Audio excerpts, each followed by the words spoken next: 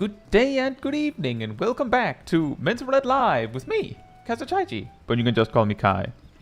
So, as usual, Roulette's about 3 hours. We'll see how much we get. But that's basically it. We're playing Bob today. Also, happy birthday, Tina Lee. Hope you're having a wonderful day. And let's see here. Hey Aradel, hey Talima, hey DPS, hey Boobomet, hey Tina Lee, hey Rust, hey Ilana, hey Ceres, hey Agent Monica, hey Tongue, hey Quarter World, hey Fila, hey Sally, hey Naomi, hey Lovers and Lilacs, hey Crusher, hey Darth, hey Harry, and hey Swim Nerd. Hope you're all doing very well. And thank you for the gifted membership, Harry. Thank you so much. And thank you for the gifted sub, Tina Lee. Hope you're both doing very well, and also that your birthday is good, Tina Lee. But yeah. So I suddenly discovered that I didn't have very much time because like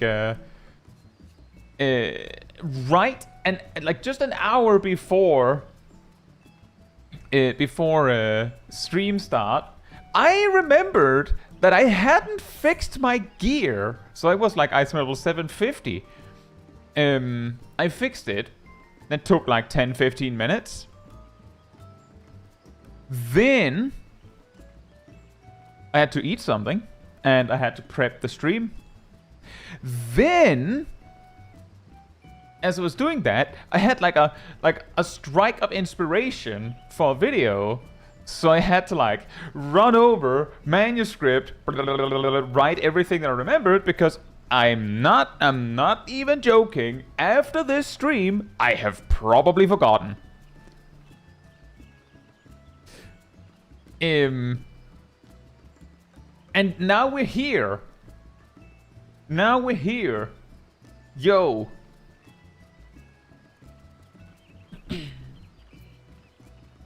Hey Kaj, hope you're doing well.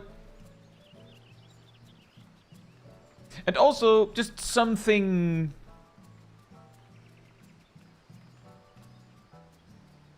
No, actually, never mind. I forgot. What do you mean, Tom? Did I miss you?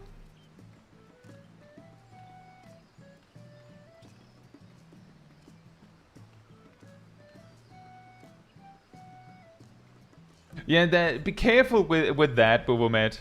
Like, I know some people that have problems like that. Like, they'll grab, I've heard that there's like these, like people who have like some sort of like hand recorder, and they'll like just like bring it out and say the idea at it if they have an idea to specifically avoid that scenario. Hey Vince, hope you're doing well.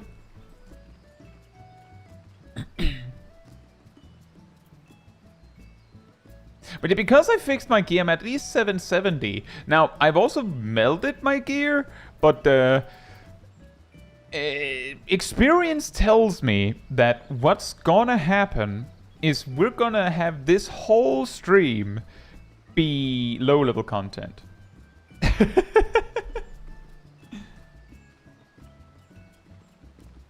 Especially now that I just fixed it. The game just knows. Ah, you spent resources and all that? It's a shame. Shouldn't have done that. It's a waste. Should not have bothered with that. Why did you do that?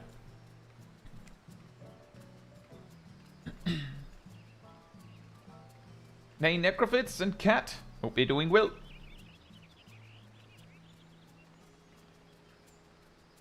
Right. I will queue...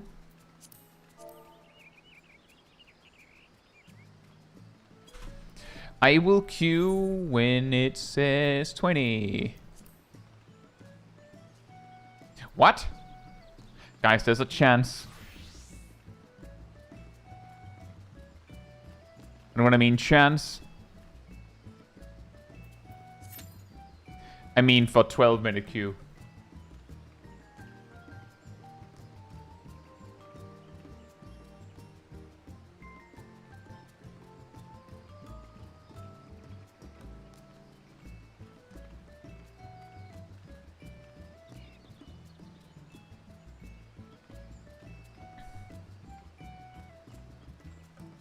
It's a 10-minute queue now.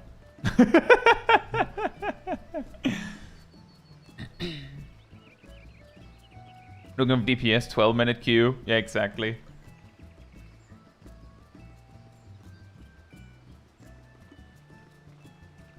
Yeah, I have talked about this before. I'm like relatively certain that the way that the adventurer need stuff works is that it checks every few minutes.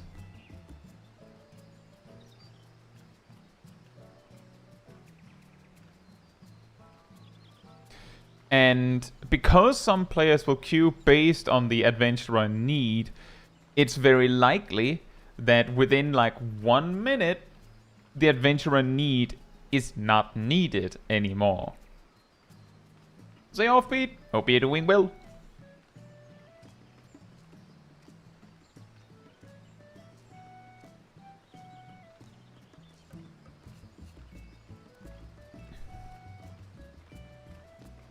I'll ultimately have to start being like, I'll say a number and then I'll queue like 1 tick before that. Just in case that people queue a moment before me and steals every duty that I could feasibly land in. Of beats, I think I had a 20-minute queue once for DPS. Once upon a time, I feel like DPS queues used to be worse. Like, I'm just saying, when I got into 14, my first job to max was Red Mage. And the reason why I ended up maining like tanks and healers instead was because queues for everything were insane. So at least it got better. Jose Alfie, hope you're doing well. 10 months is sometimes I feel like queuing up for Mentor Roulette even though I finished the achievement. Then I get either a 10-minute queue as DPS or an AR dungeon as healer and lose interest immediately. Yeah, I can see that. Start of Dawntrail was a real time. You queued for Roulette as DPS and then just kept busy for 40 minutes. To be fair, any point where the new additions were double DPS, so meaning Stormblood, and now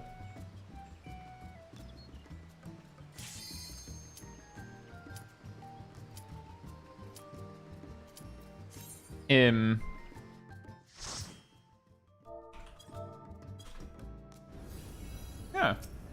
Well,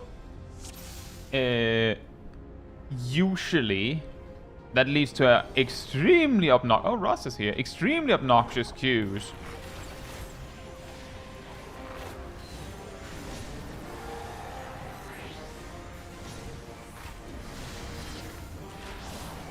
I may have used my barrage incorrectly while being a little absent-minded.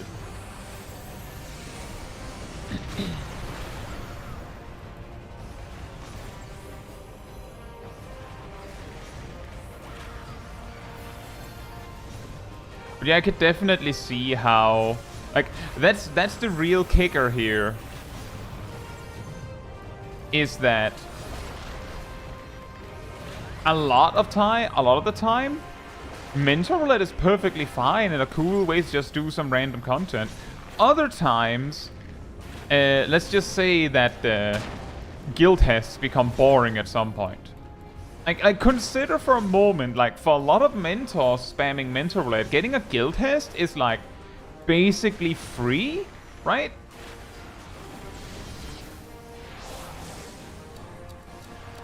Like, it just straight up goes, boom, done. You just get +1 on the achievement prog. But if you're someone who's queuing Mentor Roulette, but already finished the achievement, then getting something like guildhest is basically, like, just, like being land flooded in Magic. Just, thanks, my 20th land that I can't play. There's not much you can do. Hope you're doing well.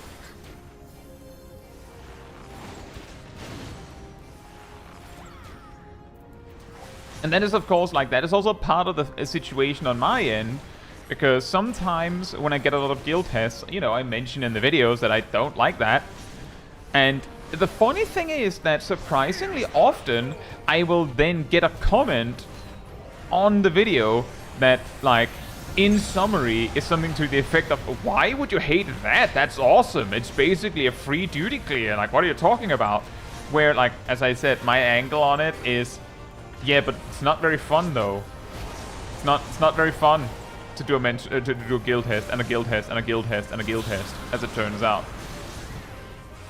And if you're queuing Mental Roulette just to have fun, like you already have the last achievement, then you would probably go into it with the same perspective that, yeah, I mean, it is a quick duty, but I wasn't doing it for the duty clear. I was doing it to have fun. So, you know, I just don't get to have fun. Just out to lose on that front.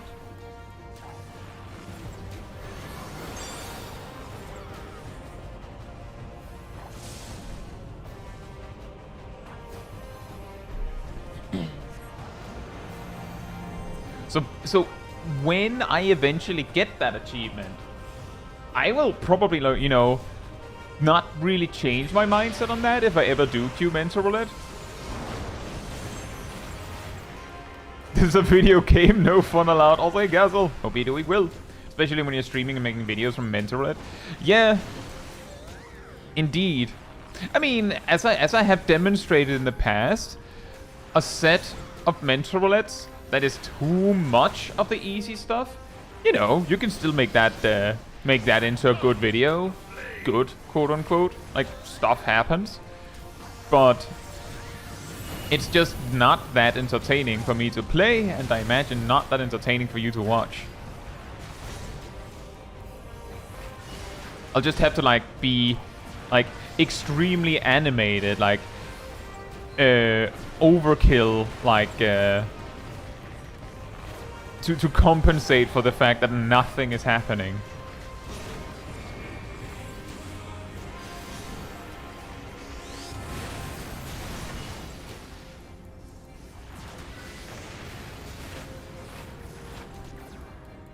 A full Jacksepticeye on videos. Top of the morning to you, laddies. Does he still say that? I think he does.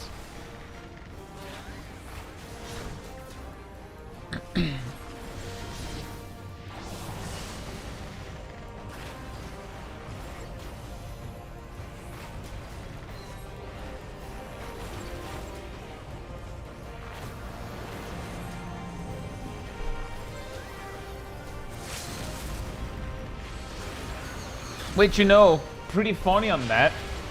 I remember years ago he explained that it was actually a reference to a Friends episode.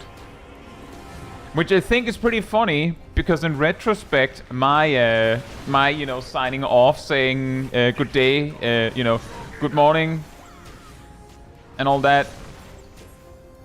Good night, good morning, afternoon or evening, depending where in the world, is a is technically a movie reference. In hindsight. Why does my enemy still stand? Can her strength truly be so great? Boomet says, I love the introduction of alternate guild test names during the Hest crisis. One of my favorite running gags. I'm glad to hear that. Yes, Truman Show, exactly. I will say I said something like that to sign off on one of, if not my very first stream, and it was not a Truman Show reference. It was just, I thought, well, if I say good night, there's probably some people watching where it isn't night. So it was just me overthinking, and then incidentally it was a reference. I was like, oh yeah. It's pretty funny. Like, it's been a while, but my brother one day, like, randomly sent me, like, a link to, like, the ending of, like, a Danish podcast where they, like, signed off in a similar way. And the funny thing was that I did that sign off like at the triple the speed they did. The heart In English, of course. It is the weapon's core, an enigma whose surface even the vaunted scholars of ancient Alec failed. And this is guild test time is Pokemon typing time? Yes, yes. Sometimes. Can be. What typing do you think Bard would be? Has lain dormant for eons. Gazelle says, how should a Bard refresh their dots at level 50? Should you try to refresh them before the songs end, even if there are still time left on the dots? A spell I without imagine parallel. Ultima. that I sought the life force of the I primal imagine, for no on the other one reason hand, but to that your quicken the heavy core. shot is probably For the so true bad power of the ultimate that weapon lies within its now beating if you can get heart. extra value out of your dots, it's good. Law of Rhea, what But have you done? also, I don't think reapplying your dot with 1% more damage Reborn. and nothing else is worth it. Damn you, Asian. The hour is at hand. Behold, but a sliver of my god's power. Hey Quinty, hope you're doing well. Says I usually have someone talking in my ear when I'm trying to do my sign off. Sometimes it calls me to stutter and have to start over. Yeah, I could imagine. I have the fortunate position that usually when I'm streaming in a group, the group knows that I'm streaming, and they usually just know that, oh, he's signing off now, so I get to say my thing. And if it's ever a problem, which is rare, by the way, I mean, I can just deafen. Like, technically, that's a me issue. And I should probably, honestly, be better about not, you know, doing my streamer thing into the rating comms. But, given that my raid team is like, you know, also people that like to enjoy watching the streams and such, maybe they appreciate that they can, you know, hear the other side of it. Because for them, they probably mute the stream itself, so they would like lose half of the conversation. Seems the task of keeping your So, champion alive has as long as it exhausted isn't what getting in the strength way you of have actual left. prog, right? Then I think it's probably Van fine. Belsar, your But yeah, shield that would be my is recommendation, broken. Quentin, if you're having trouble with that. Just, you know, if it's in your headset, just like deafen that so you can do your sign off properly. We'll speak later. And if it's somewhere else, like if it's someone next to you, then too bad. Make them do the sign off or something, I don't know. Question of who is Also, thank you for the gifted sub, Rust, and enjoy, Gazel. Off-tempo says, I feel like Bard would have to be some sort of normal type mix given the focus and the questline on you being a support class. And Answer says Bard might be a normal poison type, a special attack, I think. I could definitely see some sort of prankster situation. Hey Dan, hope you're doing well.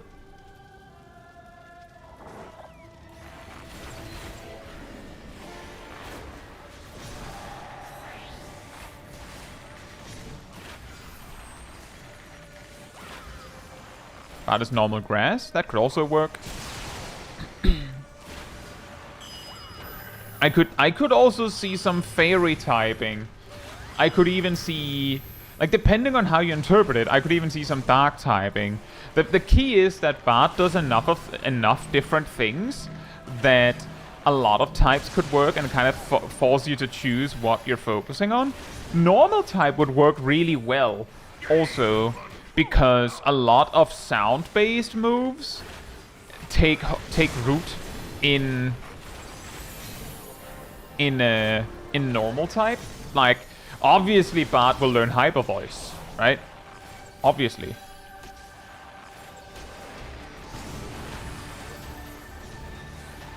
Elite God and Zaf, hope you're doing well.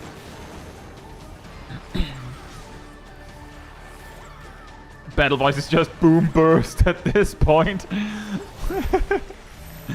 Yeah, also Boom Burst is also normal type.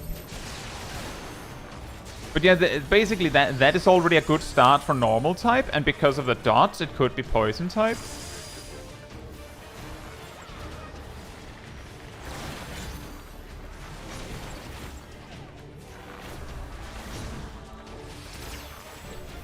I got this, we all agree Reaper's ghost type, right? I feel like whatever idea I would come up with would probably be either dark type or ghost type, yeah. Maybe both. Cat says, I feel like Bard is normal grass. I was actually picturing like grass fairy initially, but that was just, you know, like extremely initial first impressions of like what do I think? And then I actually thought about, you know, what Bard actually does. Hey Flims, hope you're doing well. Bard equals toxicity. Well, I don't think it'll be an electric type. But probably something like that. Toxicity has music, right? It's it has the two different forms.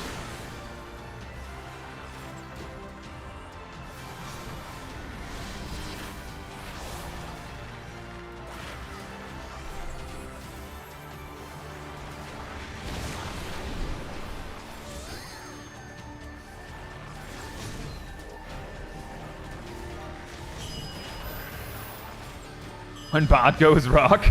Dun, dun, dun, dun, dun, dun, dun. Hey Amity, hope you're doing well. Because I could see it being grass flying. In terms of being in tune with nature. And grass in terms of being in tune with nature. And flying in terms of songs being spread throughout the land. I could see that. I would say the reason why I thought normal is precisely because of all the like the sound-based stuff in normal. But I guess like flying, I guess they have chatter. I mean, whatever you choose Bard to be, they'd probably learn chatter as well.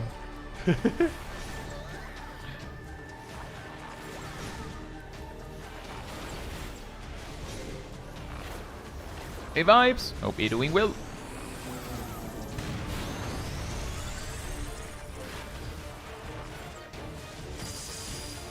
The way Fizz range move, they should give them a determination bonus based on how many steps they make between GCDs. I feel like that sounds really funny, and then you take like 2 seconds to think about what that would mean. Dark Fairy for Dark Knight. Why Fairy, Light God?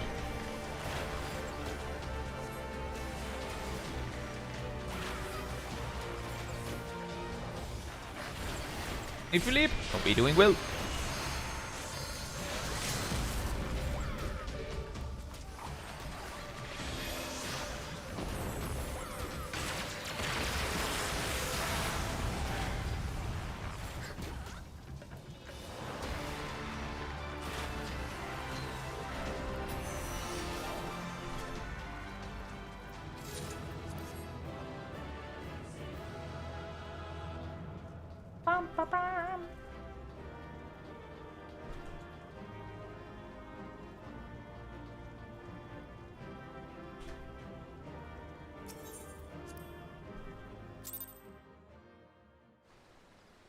And this is not serious take, but I swear when people are playing that role, they can't help but move just because they can. Oh, sure. But I will have you know, when I have like extended periods of instant casts on Black Mage, I will also run around just because I can. So on my end, it's a me problem.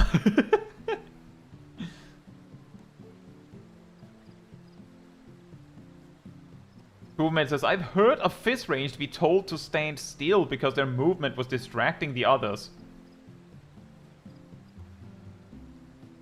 Bruh. Zairaki, hope you're doing well.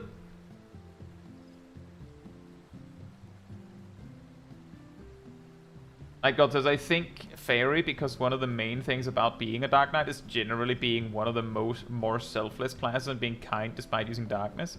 Oh yeah, the Fairy bit on Dark Knight, let me put it like this.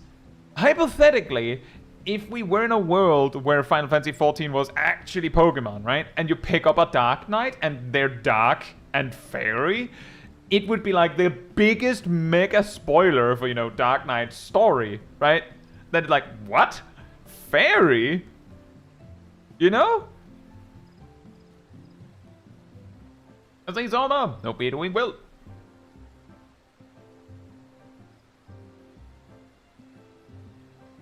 I mean, it doesn't mean that it couldn't be there, but it's just really funny that, in a way, if it had that, it would be like, what? And then, like, as you progress, you discover that, oh, it's because Dark Knights are actually not evil. They actually love Knights all along.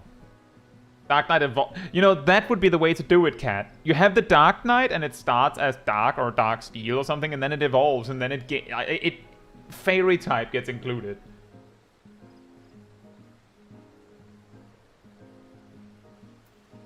Hey CT and K97, hope you're doing well. CT says, random question. When in a duty, how do you change the people's name color to reflect their roles?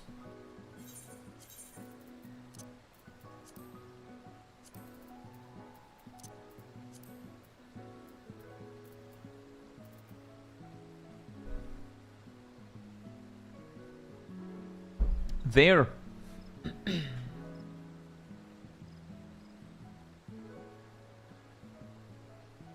I will queue when it says 56.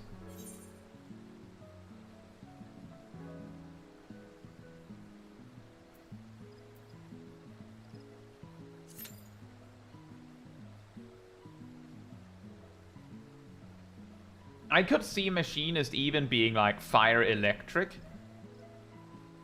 Or Fire Steel or Electric Steel. There's a lot of options there. Like, actually, a lot of jobs are like that, and part of the reason why it becomes really funny to discuss this is precisely because because you're limited to 2 types, and you might be limited in the stat line as well, depending on how detailed you get with your description. You can see what people put emphasis on. Like, I've given an example of Black Mage in the past, where the way I described it was...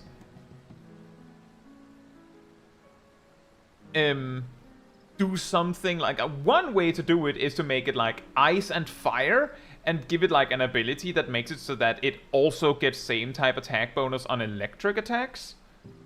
That makes it able to do those 3 elements, right? Another way to do it is, I've suggested, it's fire electric, but then you give it an ability that makes it do more damage with fire moves, or you just give it better fire moves. Like maybe you give it Thunder Wave, but you don't give it Will-O-Wisp, because like lightning is more like a supportive element for Black Mage in some ways. And it can also learn ice moves, but on account of not being the correct type, those attacks are gonna suck by comparison, which is accurate for Final Fantasy XIV Black Mage. But you could also go with something like, oh, actually it's a fire and dark type, and then like the dark type is represented with Foul and Xenoglossy and things like that, right? And then again, you give it supportive electric move access, and it can use ice moves, but on account of them not being same type, they kind of suck by comparison. You give it an ability like adaptability, and there you go. Now, fire and dark moves hit like a truck, but anything else won't.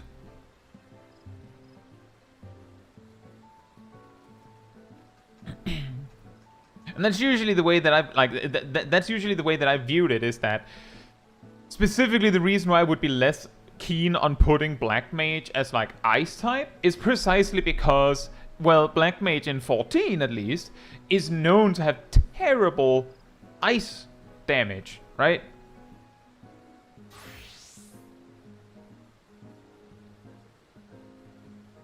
Hey there, miss. And Asymmetricon. Hope you're doing well.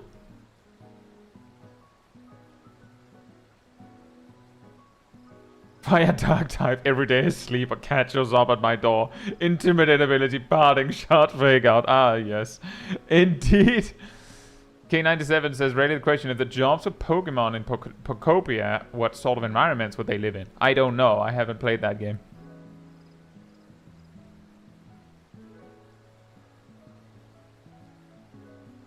Indeed, vibes. Bolt Beam is a classic. It's particularly brutal when it's like if it was an ice light, like a ice electric type. But I will say, if it doesn't have the typing to back it, then it, you know, obviously not as good as if it did. Someone who would have protein ability gives the user the type of the move used. You know, a funny thing about that, Dan, is I believe in newer versions of Pokemon, protein only activates once per switch in, because protein was too broken without that. We'll see what you can do. Hope you're doing well.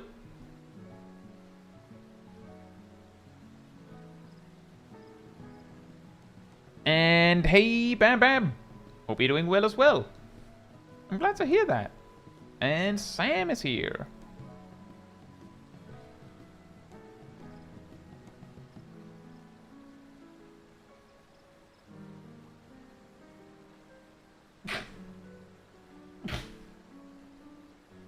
Yeah, I've also covered that one before, Sam, which is why I usually I sometimes mention that. Precisely because, you know, how about we move past that? And think about what else.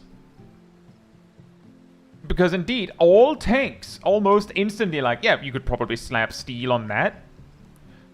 A lot of melee DPS, you could easily put fighting on that. Most casters you could put psychic on. Indeed, Black Mage, the reason why I went Fire Dark was because it was well, Foul and Xenoglossy look more like dark magic. Whereas you could also have gone, well, I mean, you could just give Black Mage Psychic. Just straight up Psychic and call that Xenoglossy. You could give them, I think it's called Expanding Force, and call that Foul.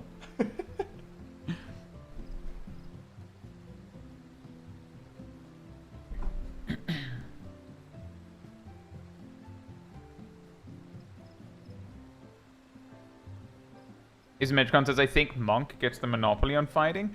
I have thought Monk could be... Monk could actually be a lot of things, but fighting is almost non-negotiable. And I think that's fair, at least. And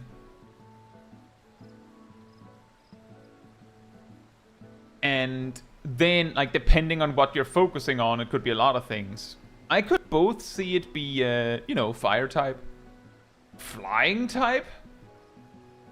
It could even be rock type.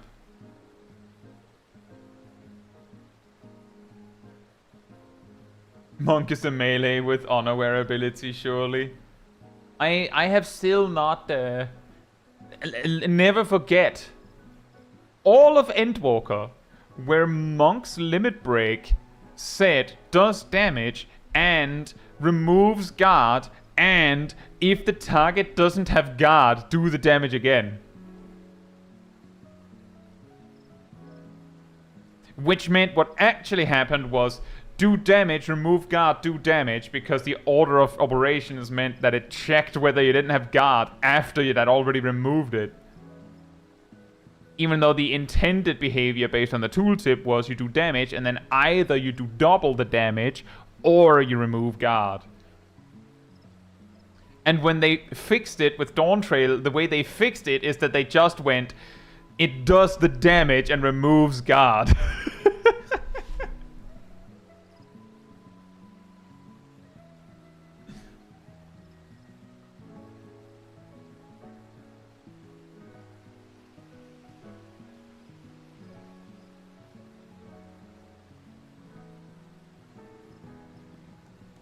That sounds about right, vibes. See, the way I usually envision it when I say what if a job was a Pokemon is to some degree that I'm like, imagine you were making a custom Pokemon and your inspiration is, it is this job. What types would it have? What ability would it have? What kind of moves would it learn? What's its stat line? And I usually only go to the typings because most players of Pokemon, most people that, you know, play 14 and also dabble in Pokemon, or even people that play Pokemon a whole bunch, have no idea of what's reasonable for a stat line, or what, like, or beyond, like, simple things like, well, it would probably learn this move, what, like, learn sets should be. And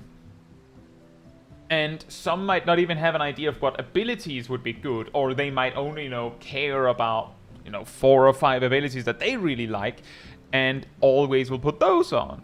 Like, admittedly, I really like adaptability and technician, so any idea I will come up with is more likely to have those. Like, for instance, if I made a monk, I'd probably, like, say it probably has technician and multi-hit moves.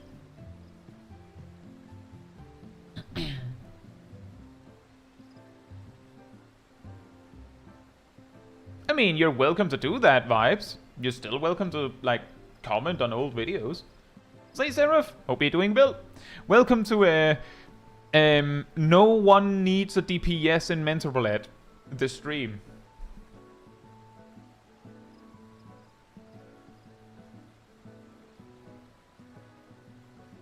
Hey, Clove, hope you're doing well.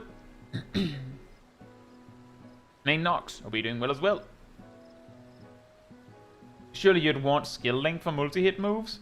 Well, the trick there is that there's a lot of multi-hit moves that just say hits 3 times. And things like that.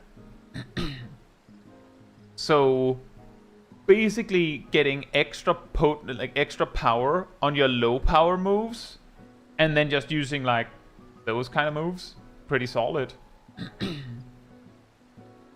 Oh, specifically today, Seraph, normally it isn't this bad.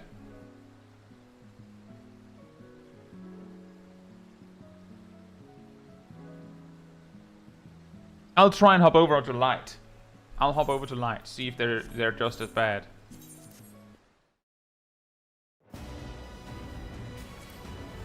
What other type warrior should have, but I get ground vibes from it? Yeah, same. I've also thought rock type.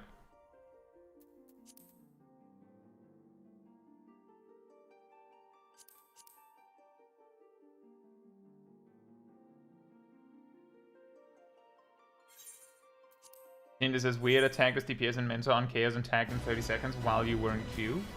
That is weird.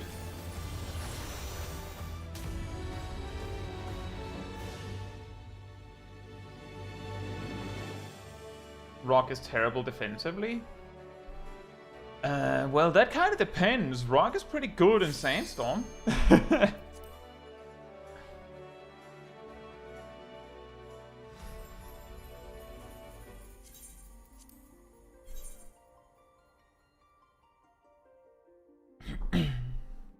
Do you have the options to John Duties in progress enabled? Yes.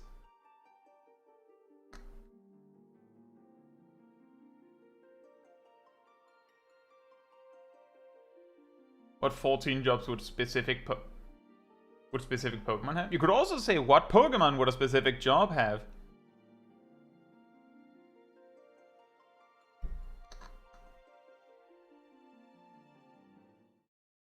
Hey Snowshiro, hope you're doing well. I'm just gonna queue immediately. Oh boy.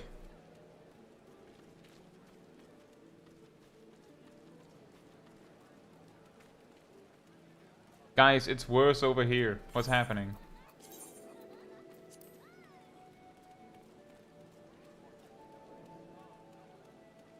I'll give it a couple minutes, and if it doesn't suddenly turn out better, I'll come back.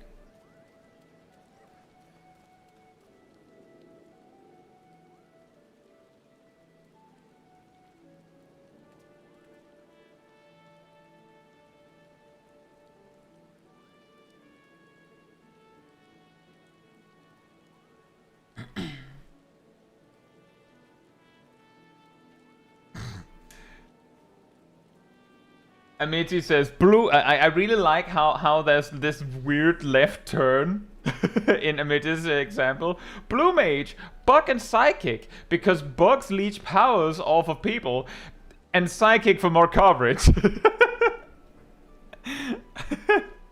Like, in the first half, well, what would... How could you, like, get the fantasy of what Blue Mage is? And in the second half, well, competitively, what would be smart?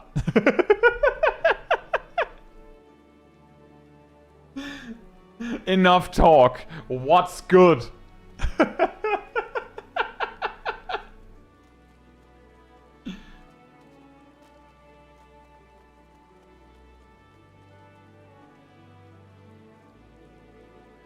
Maybe every mentor's going as DPS today. I got Praetorium as Red Mage and got Mentor Reaper.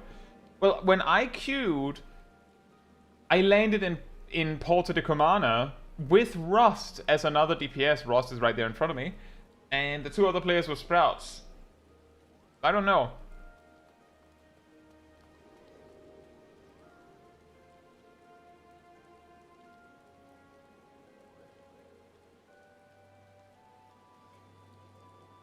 I don't know.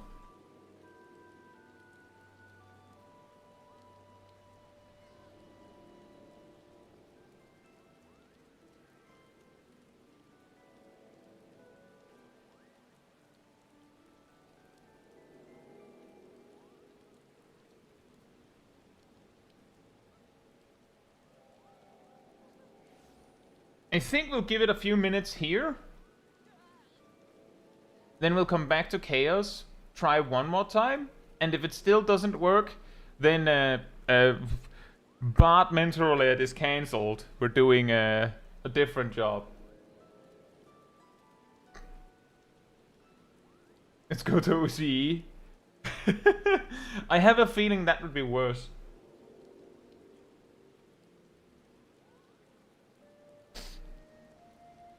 Game dead, guys. Pack your things.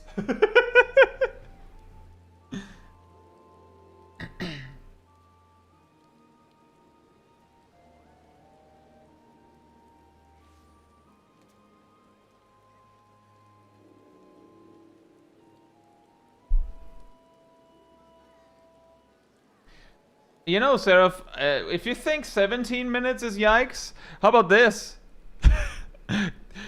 Look again! Your 17-minute queue is now 20 minutes! Yeah. Cool, right? No? Not better? We're going home, guys. We're going back. Imagine waiting 30 minutes for Bachman. I feel like I've almost done that once.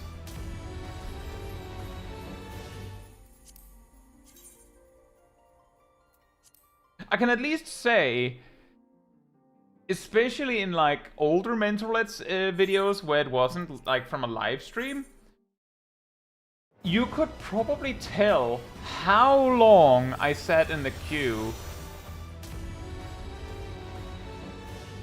proportionally to how annoyed I was that it was Bachman.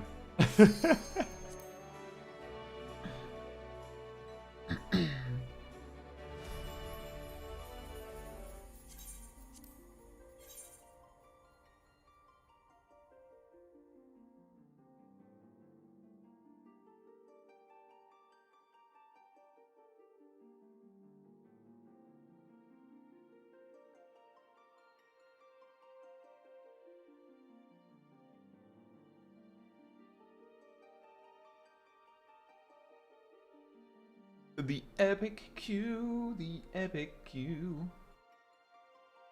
Yes, indeed. Hope you're doing well. Arcane Circle is meant to be too short. It's a buff window.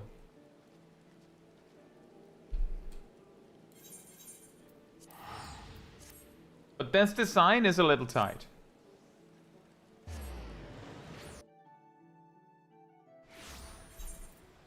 Beep, boop. Now it says 5 minutes.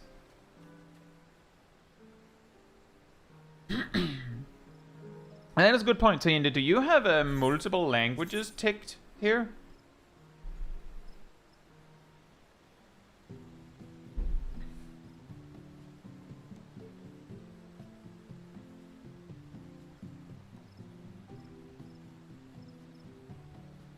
Only English and French, so one more than me. That could be the reason why yours popped and mine didn't.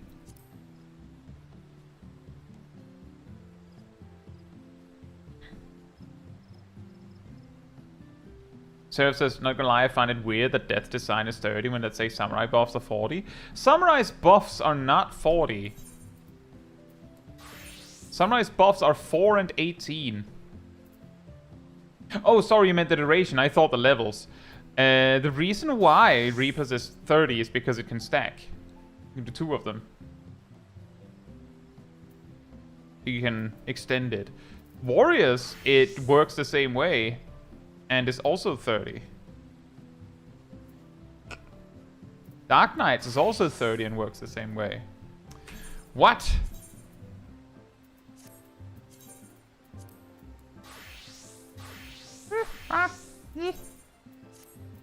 Dang it. Now my armory chest is ruined. How will I ever financially recover?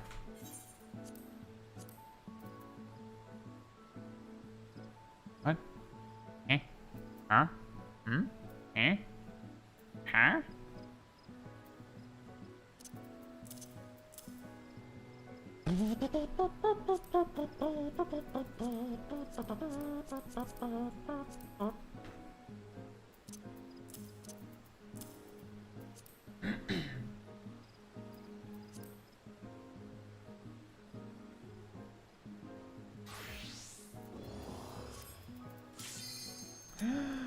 Guys!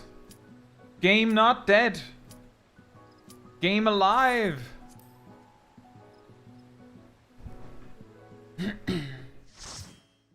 With samurai buffs, do you refresh it at 4 seconds like healer dots or 1 second?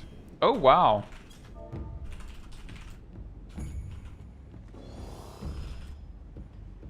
Rost and Lana here. Light God, usually your buffs come naturally by doing your combos. You shouldn't need to worry about it.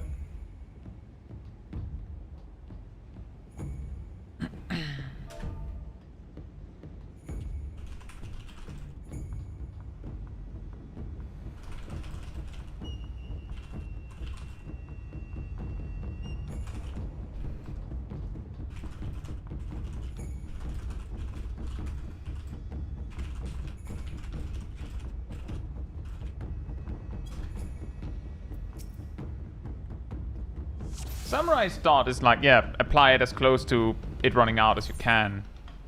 You know, there's a little bit more to it than that, but it's the general idea.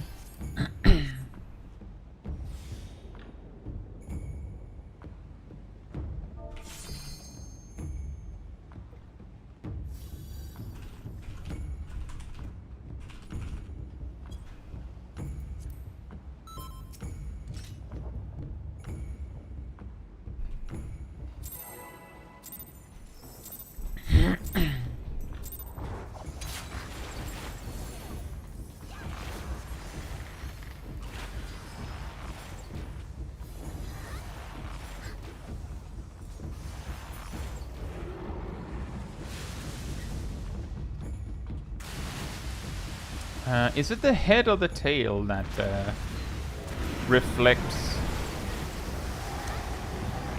ranged attacks? It's the head.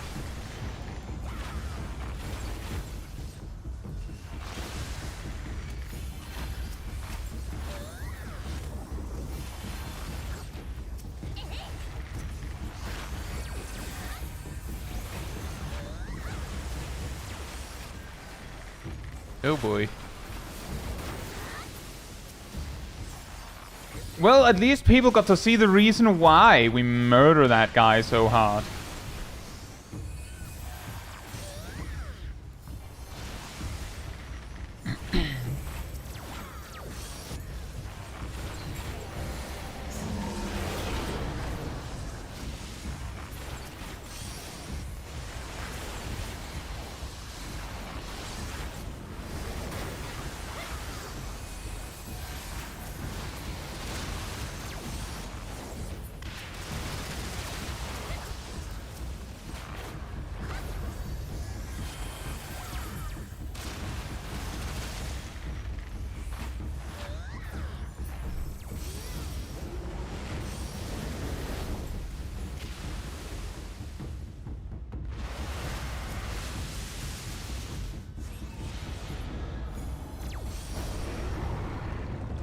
Splash!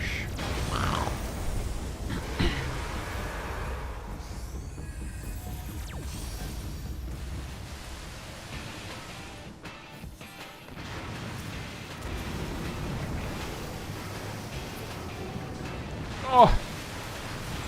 Dang it. We have both Ilana and Rust. Nox.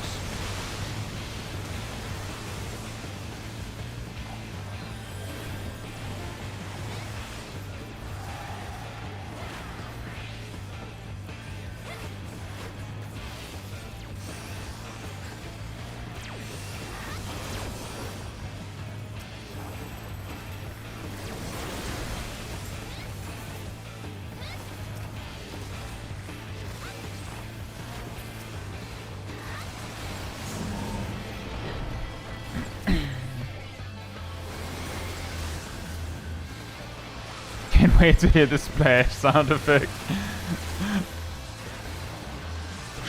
At least it's only one so far.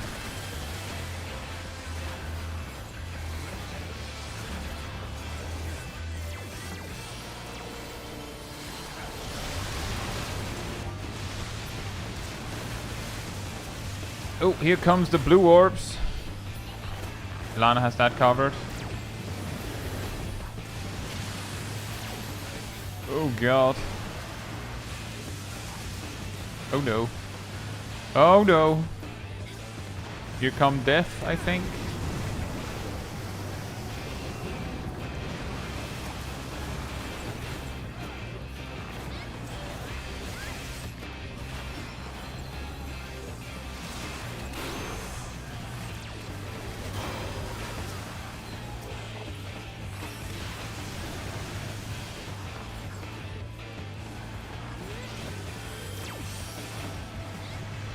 Oh.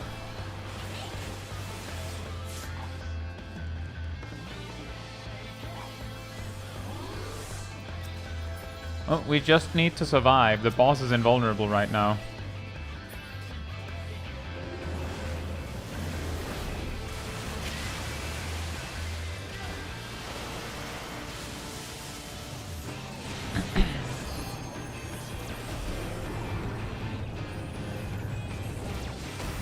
Right, there will be one last caster guy. And there he is.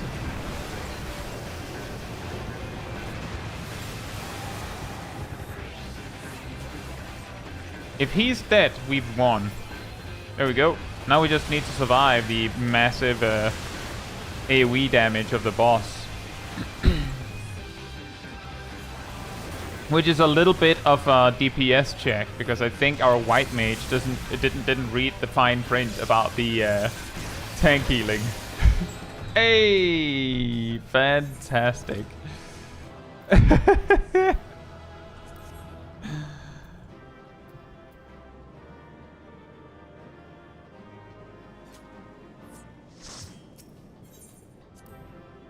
Chief Hunter, hope you're doing well.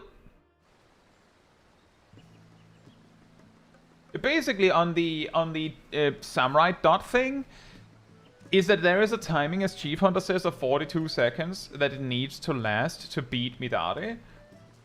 But if you're going a freestyle rotation, then for the most part, you're probably reapplying it on the minute. Like, just because you need it to last 42 seconds to break even with Midare doesn't mean that you reapply it every 42 seconds. It means that if there's 42 seconds left of the fight, it's worth it to reapply it. But preferably, you wait until the full minute, roughly, right? But if you're running a more structured rotation, then Higanbana reapplications are part of that plan.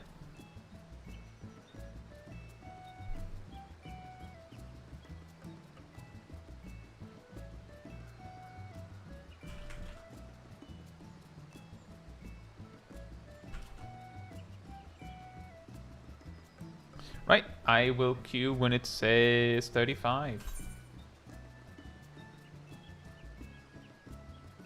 Duty Finder's lying again. Guys, I think that Duty Finder's dying, just in general.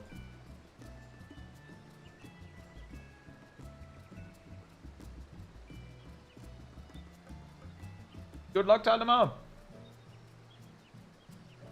Sarah says, I can't prove it, but I think Kai mimics all sound effects with his mouth. It doesn't use stock clips.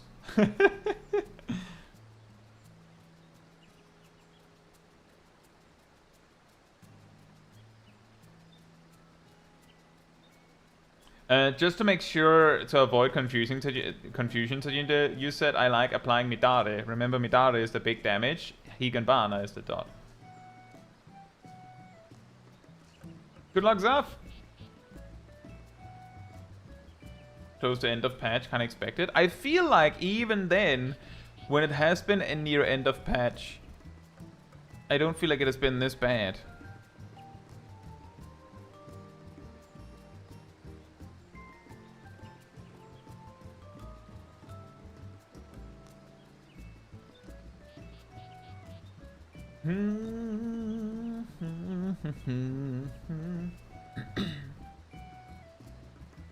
I too like applying big damage. Ah, yes, a fellow big damage application enjoyer.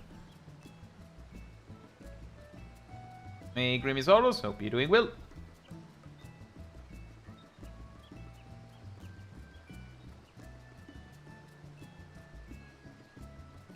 Congratulations, Booberman.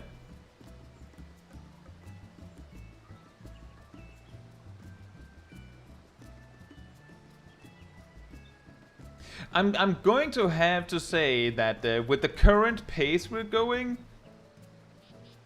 unless there's a duty pop really fast, like real soon, I will probably play a support for the rest of the stream, just to have an actual chance of getting to do content.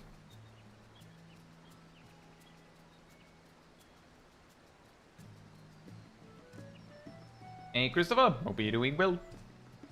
I'm doing quite alright, Grimmy. I just wish the game would let me play.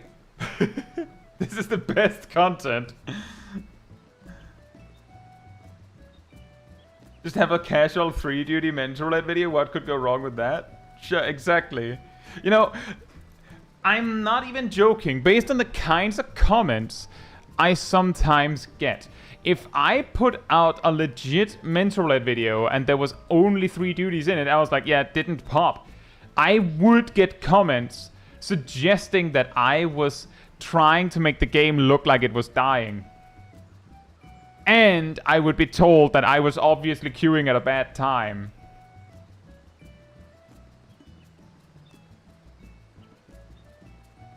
Even though I'm queuing on a Tuesday evening, which I think isn't a bad time.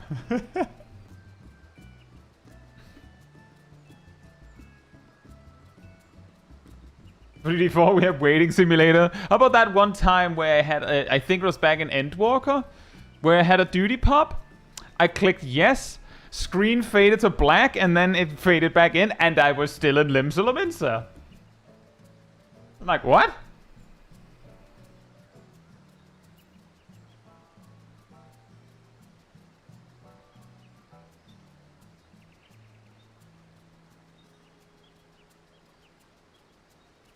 And yeah, exactly, Dan. It's Tuesday evening at the time I normally queue. The only difference is that I'm barred.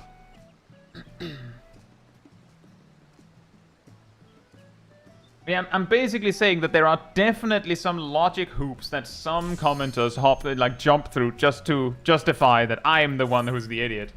It's very cool.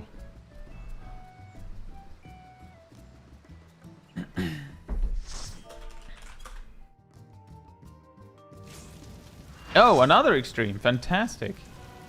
And Agent Monica's here.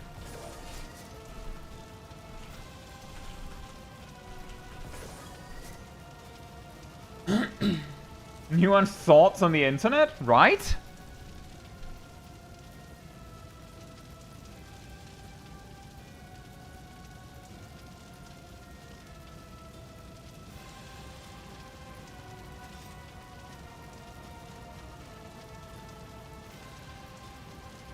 Double cutscene white mage? Indeed.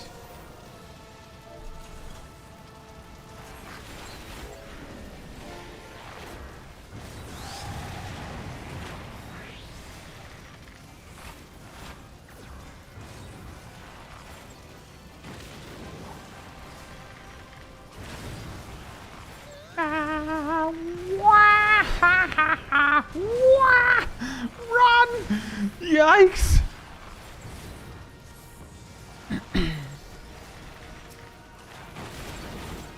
Oh no. I don't think NA knows.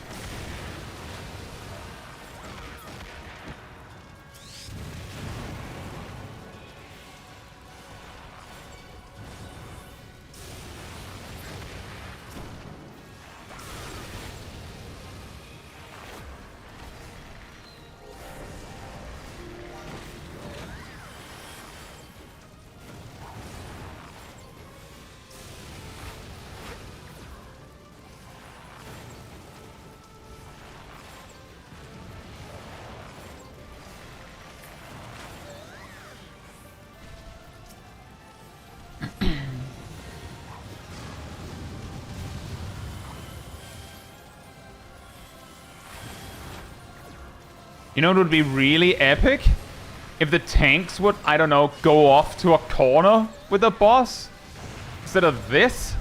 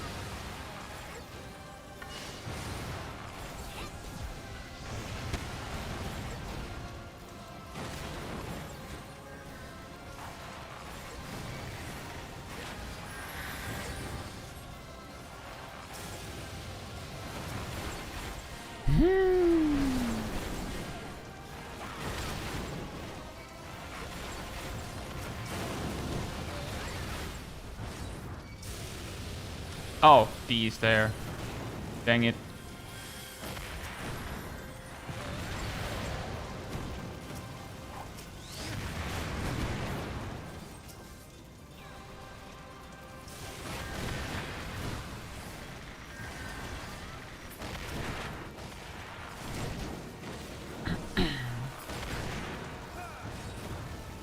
Death is imminent.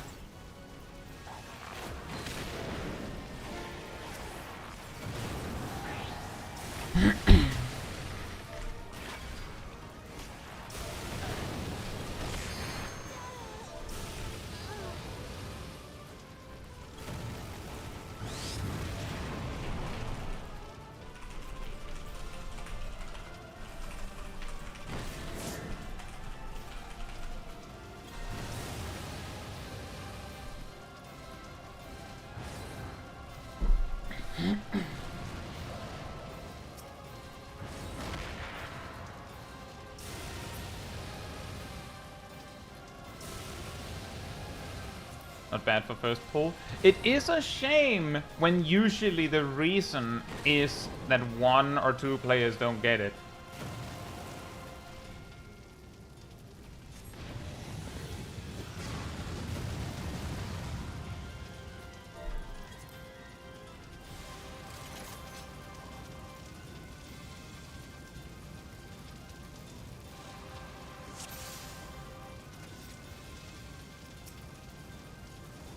Well, I hope that person actually understood what I said, because they introduced themselves with bonjour, so I don't know if they do. Wah, wah. Ooh.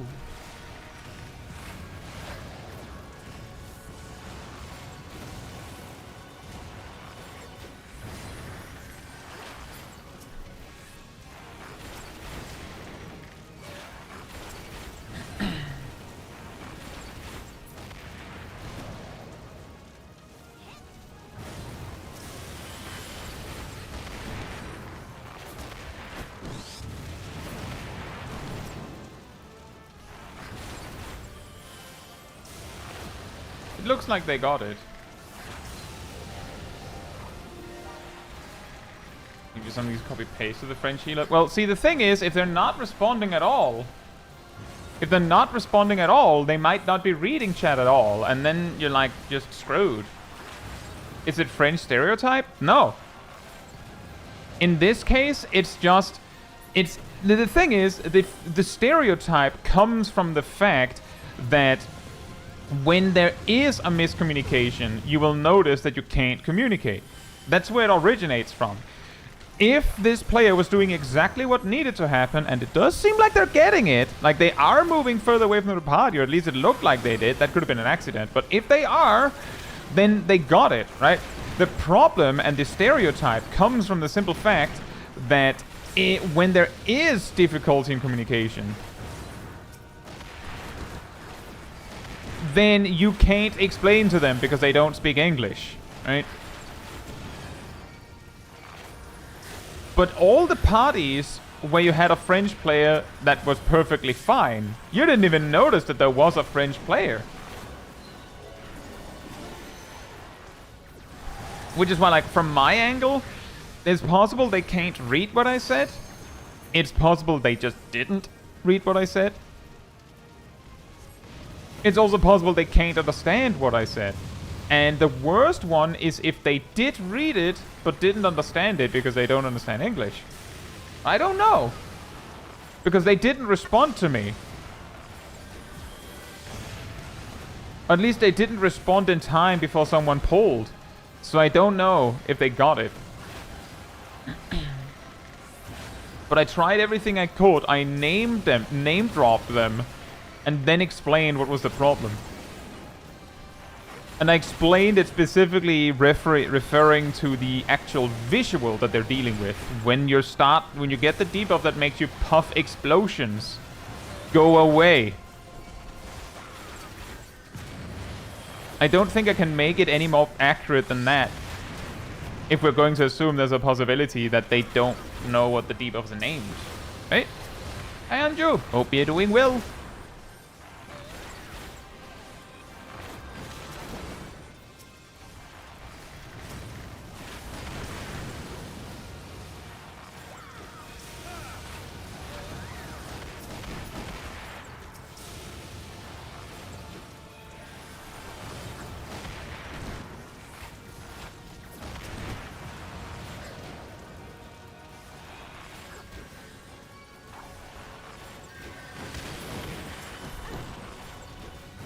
Well, I think we've got this. In before he just does, like, enrage damage. Run fast enough.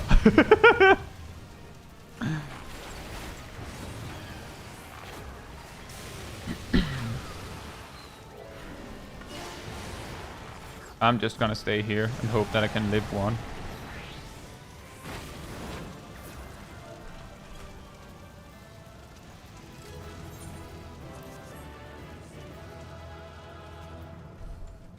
Oh, and a mount drop. Nice.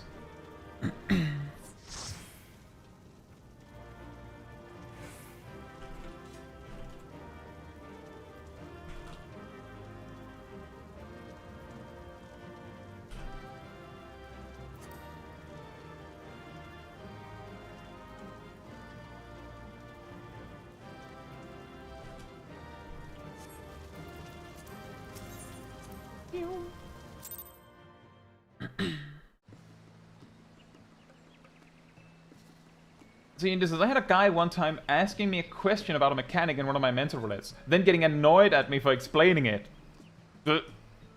What? What did they expect to happen? Why? They weren't supposed to explain it. You weren't supposed to know. I wonder if they were hoping that you didn't know, because, you know, there's the whole stereotype with mentors being bad.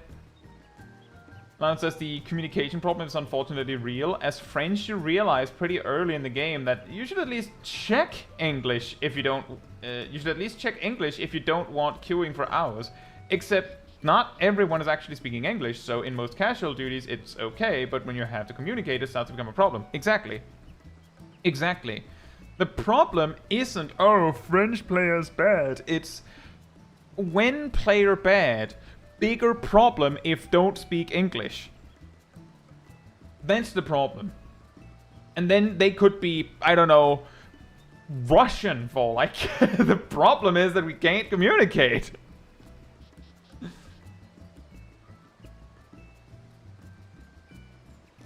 A002, hope you're doing well. Says, how do you always seem so chill? Do you meditate? No, I don't. And as you can see, I'm not always so chill.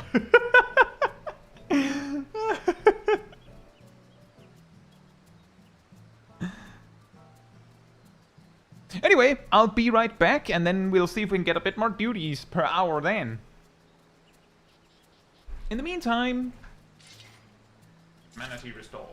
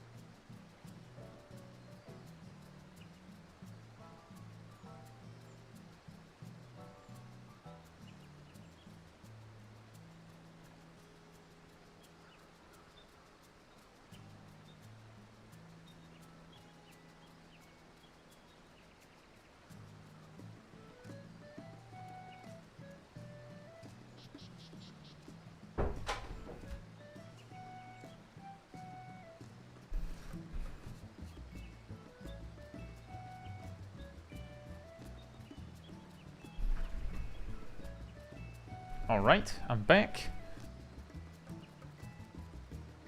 That says, the queue for English despite not knowing the language isn't a country-specific problem.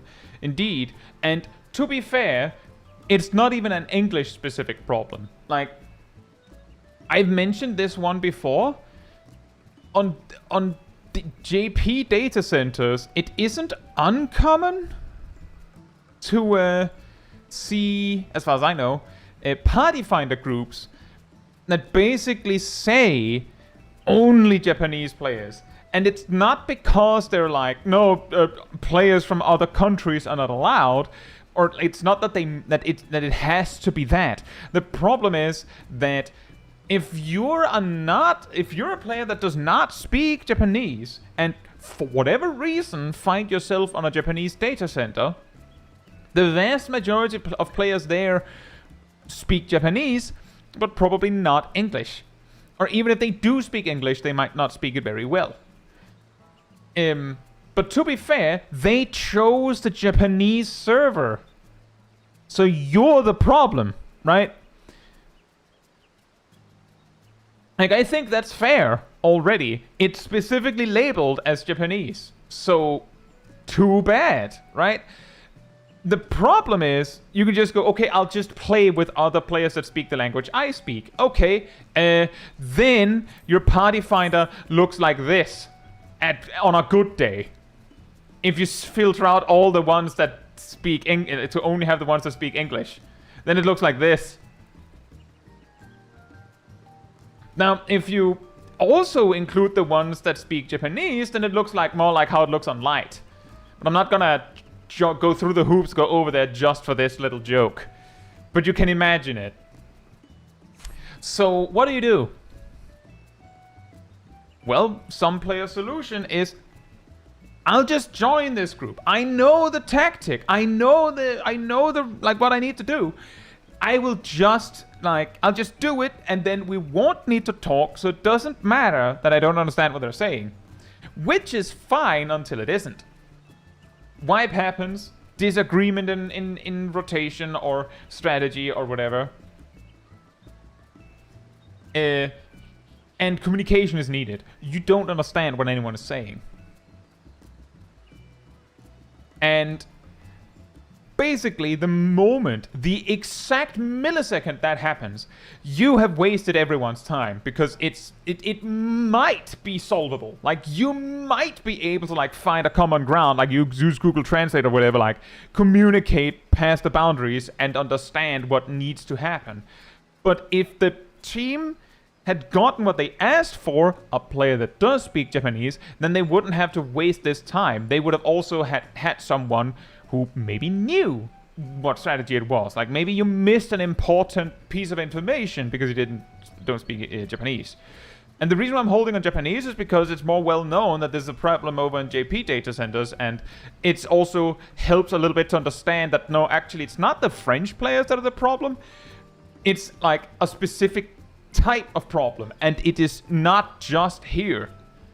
And it's basically a fake it till you make it kind of problem. And basically, if I hosted party finder groups, and every time I did, there would be, I don't know, Spanish players that don't speak a lick of English joining my groups and not doing the strategy right, and then only then flipping the trap card that no, actually I don't speak English. So we have to go out, kick the person, and replace them with an English one. At some point, I would also probably start vetting people, right? I would start group is formed. All right, everyone, can you answer this question in English? Just so that I know you speak English. That would happen. Probably. And yes, as others have mentioned, on the French side of things, while it isn't quite Duty Finder, their Duty Finder is basically this if they don't enable English. So they're kind of stuck, right? And I mean, the simple solution is, of course, just say, well, then learn some English to play the English game. And I will say, as a Dane, as a person from Denmark, for which when a game or even a website that isn't a huge company happens to be English, it happens to be in Danish, I'm shocked. What? Why did you bother? We all speak English here. From my angle of this, I'm this is an English game. If I was booting up a Japanese game and I needed, I don't know, mods or something to make it playable because I need it in English, then I should probably assume that I can't speak with or play with anyone as a starting point until I can speak the language. But the problem there is Final Fantasy XIV is offered in French, which means that the French player goes in to play the game, it's in French.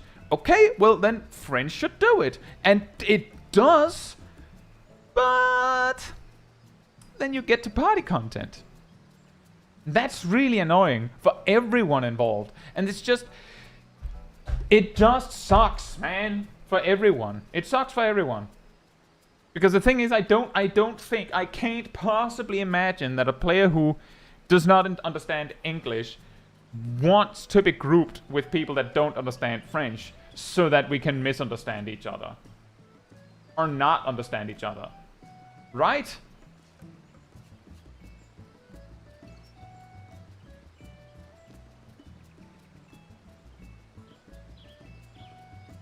So these kind of things is exactly why, like, whenever this French stereotype thing comes up, I'm pretty combative about it, because it's not like that. It's just a misunderstanding. And bias. Because if you actually noted the language settings of every bad player you run into, including the ones that respond in English, even if you, like, you have to include them even though they respond to you and take in your lesson. If they made a mistake that you needed to correct with words, you have to write them down. Then you'd probably have plenty of players that are from somewhere else. It's just that sometimes something stands out. That's also the mentor crown problem. Also, let's get a little bit back on track. Hey Shaq. Hey Kuka and Sork. Hope you're doing well.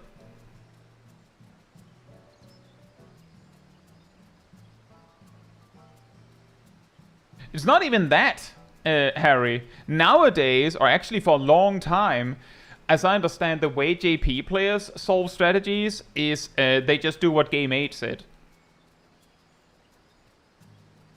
Say Falca, hope you're doing well. I will queue when it says, double zeros.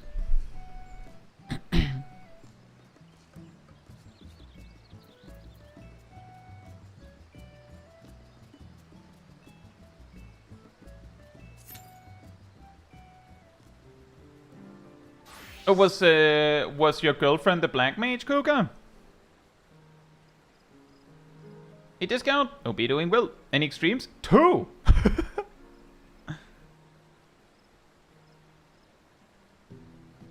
Einat says, no one would know that I speak French just by the way I play. Most bad players I played with had their game in English.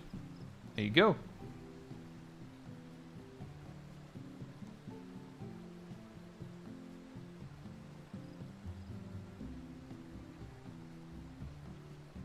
But yeah, exactly.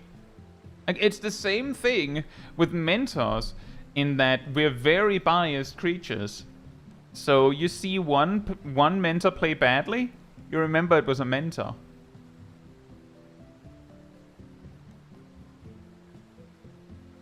And then you see like 10 mentors play just fine.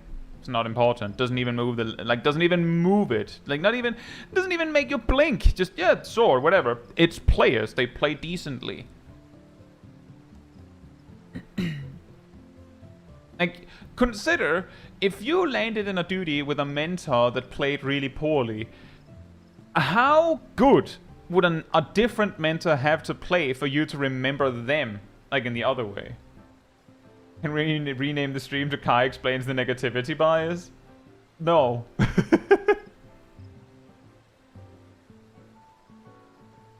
What I also find the funniest about this is that every time I've tried to explain negativity bias in a video context, there's almost always at least one, usually multiple, in the comments that go something in the ballpark of, but my memory specifically is immaculate. They don't say that, but they mean that. Like, they will basically say, yeah, I'm sure some people have that experience and that's why they think that, but me? No. I actually only meet bad mentors.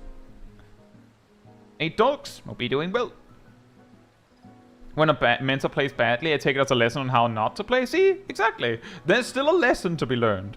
Anju says, do you ever play on NA? No, I don't. I don't have a character on NA. And also my latency would be bad on NA. So I rather wouldn't play on NA.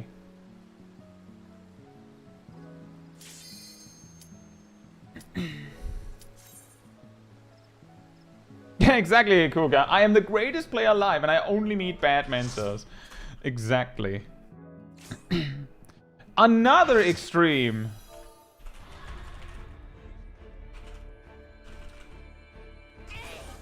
That's actually insane.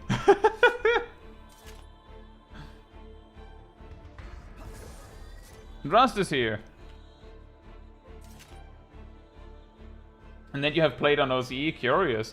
Yeah, it's not a good experience either.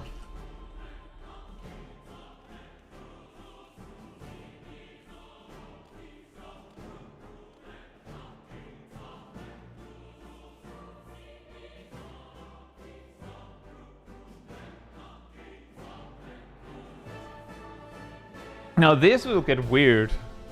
The day where Mental Roulette was kinda empty, so everything became extremes.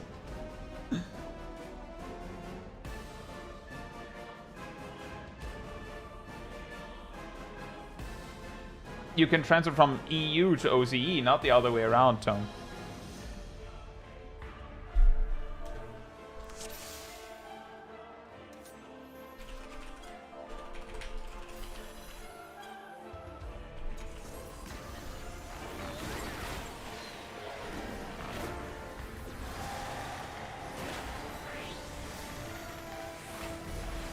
Like how one of the tanks said, isn't this one simple?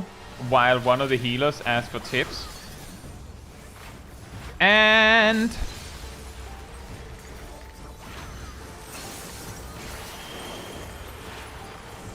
Did anyone write that on their bingo cards? Did anyone get that? Death to stack tank buster? Anyone got that one? See him on the up on the stage. Anyone guess it? Clerillion and Ender. Hope you're doing well. Make coaster and make some time. Hope you're doing well as well.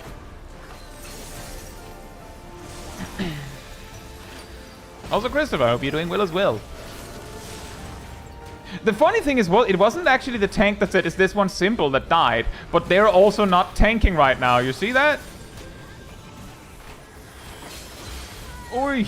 Well, Agent Monica, we thank you for your sacrifice. I didn't go in immediately because I was not gonna tank that alone.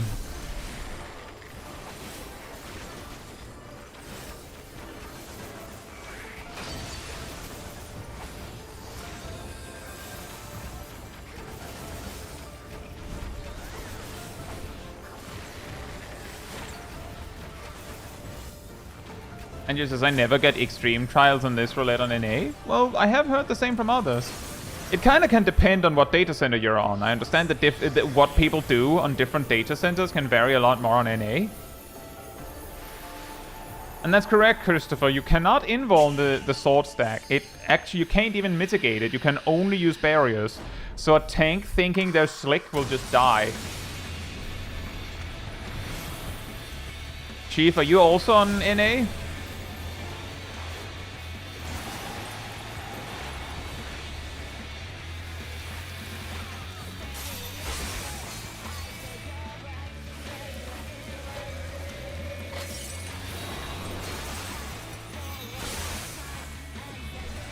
You're an ether. Well, there you go. I usually what matters is like, turns out that there are exceptions in both directions.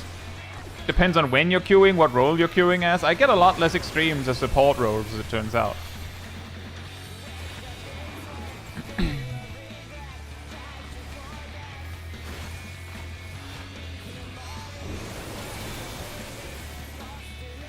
Oh boy. The legend of the, no, it would be rude to provoke, so I'll just let them die from natural causes continues. No, it's only fair. I will let them tank until they can't anymore, and then we'll figure it out. Fantastic. Oh man. Oh brother. Sure hope the healers have seen this. Or soon I will be the tank. Oh god. That's bad. Whee! That's really bad.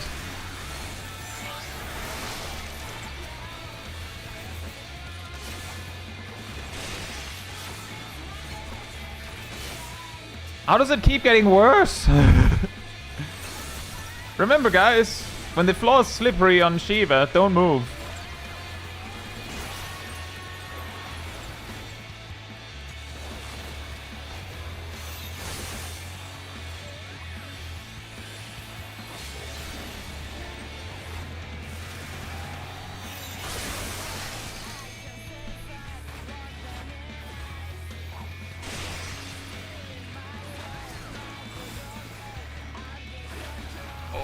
Brother! Kaboom!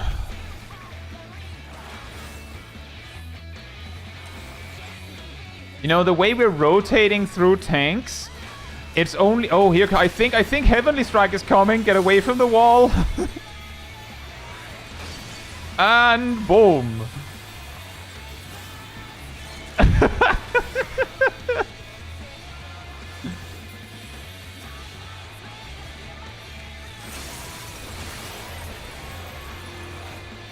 Oh, the other way around. Okay.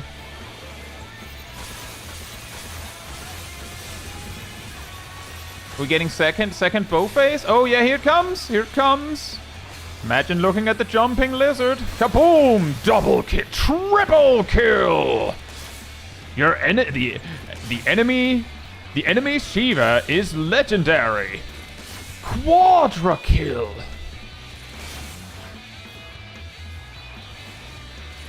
Ow. Run! Ah!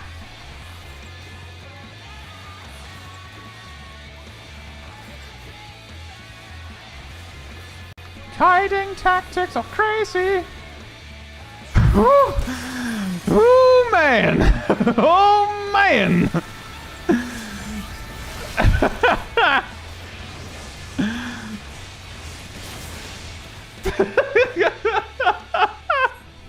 I'm shocked that that worked.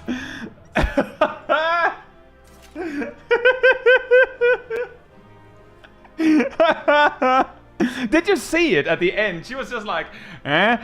Huh? Huh? Oh, the knockback thing. Moment. Huh? Huh? Boom! Alright, back to you. Huh? Wow!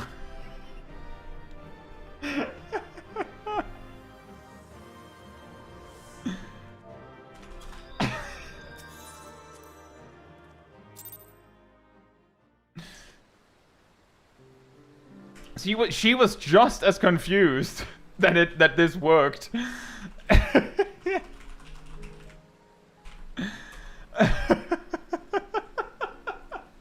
Hey, Haunted Mask and Corny, hope you're doing well.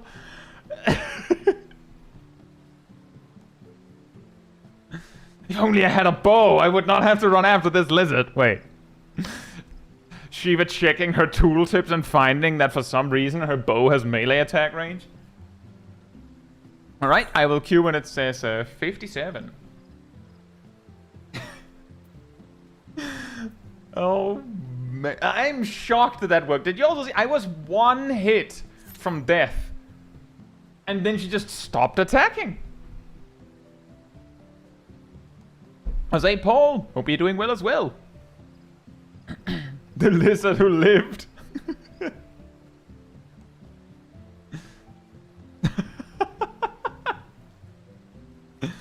I am very impressed that that worked, considering how many times our tanks died and how much healer death happened. Like, that was amazing. What extremes have you had other than Shiva? Let me put it like this, Shaq. That was the fourth duty of the stream. Leviathan, Ifrit, Shiva, and then we started with a porta de commander, so we started with soft, ultimate, and normal. You know, maybe Shiva Extreme was easy. I mean, when I have tried to rank our Realm Reborn Extremes, Shiva has been the easiest because she doesn't really have mechanics. Like, not to the extreme that any of the other ones do.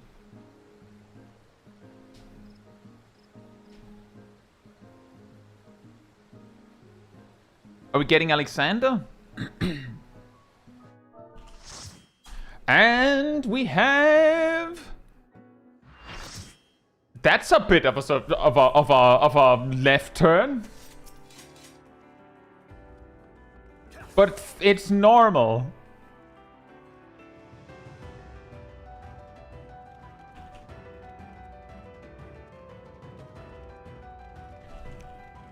Welcome to the Oops All Trials. Oh wait, this is a normal raid. Never mind. Imagine if this was Savage. Well, at least we got some value out of my food buff. 3 extremes in sequence.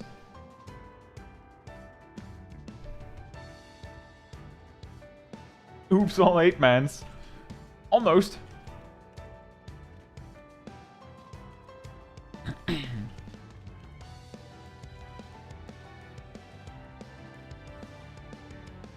I think we can do Sephiroth Extreme again. All I'm saying is that what really makes extremes and mental roulette scary is not the extremes themselves. It's genuinely the box of chocolate that is the average the skill level of your party members.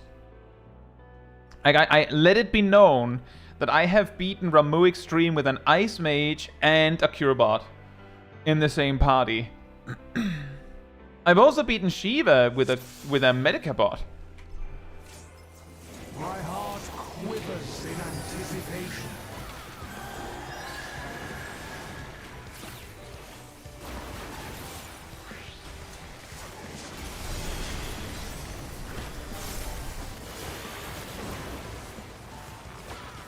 Will light embrace or darkness consume?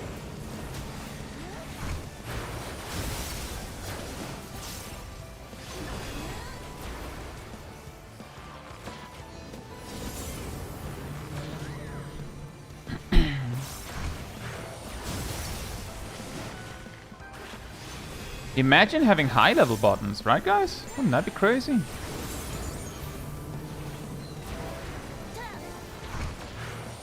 Hey, Muels! Hope you're doing well.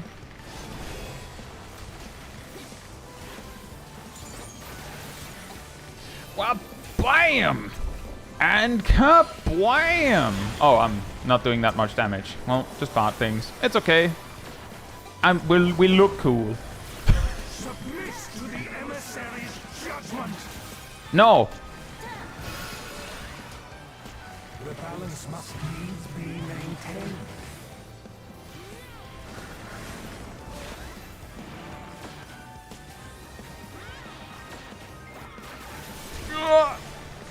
Literally final single frame that I could use Iron Jaws and it worked. Fantastic. Whoa, look at these tanks. Candy collectors. Look at that. Then who is to wield them, man? Why can't I be the one?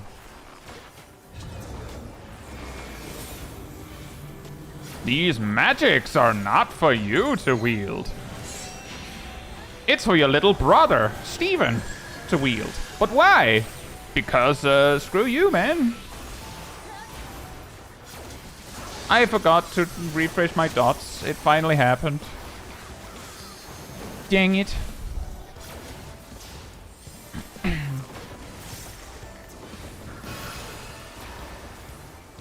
Because Steven is unsundered. Man.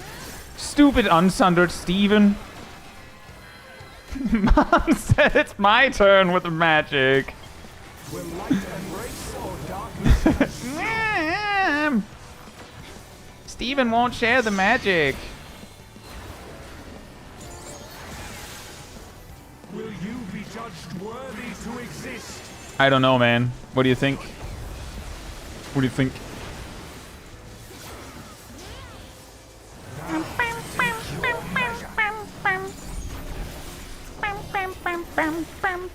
Oh, he does a donut after that. Run! Kaboom! Oh, that took a while. I thought that was a much shorter reaction time. Never mind then. Troubadour! Bang! And out! Run!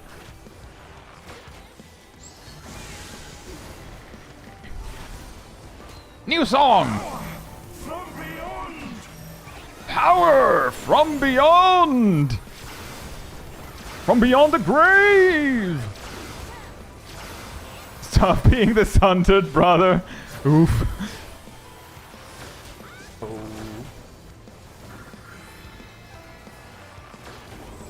Don't you love it when your stream breaks in the middle of a boss battle? Isn't it just epic when that happens? Are we back?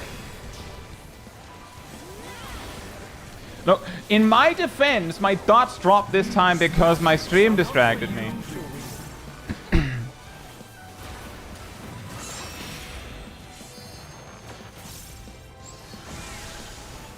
Will you be judged worthy to exist?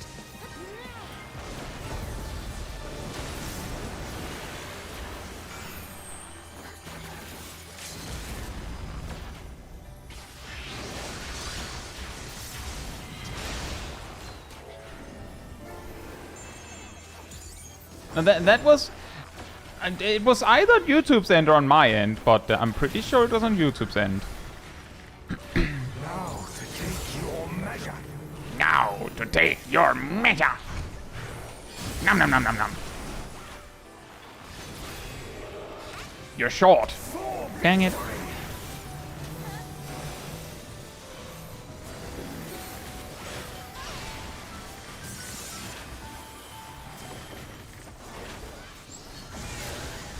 Now to take your measure.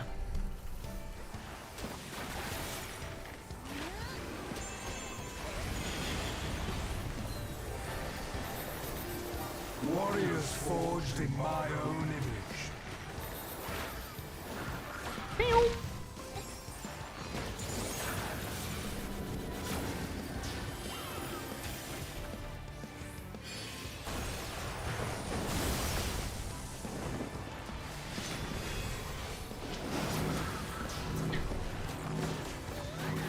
These magics are not for you to read. This again. We did it! Music! Oh, I already have it.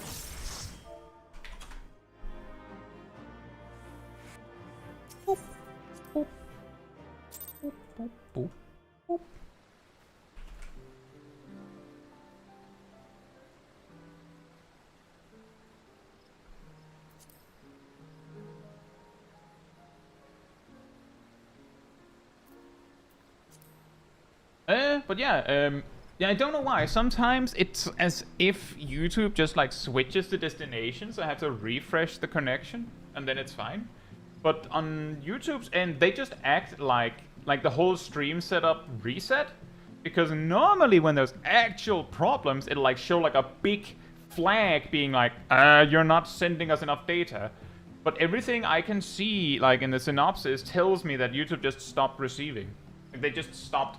Like, the destination just disappeared. Really cool, right? Anyway, hey Ilya, hope you're doing well. And yeah, if you are enjoying the stream, it does help with a like and all that. All the algorithm stuff. You know the deal. It does help and it's very much appreciated. And hey Feloni, hope you're doing well as well. I will queue when it says 41.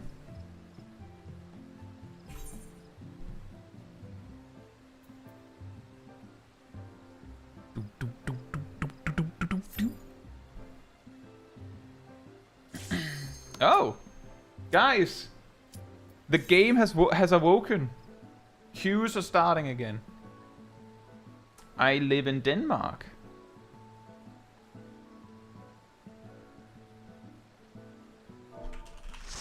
Queue is fixed, but we're still getting only 8-man content. What is this? Oh, man.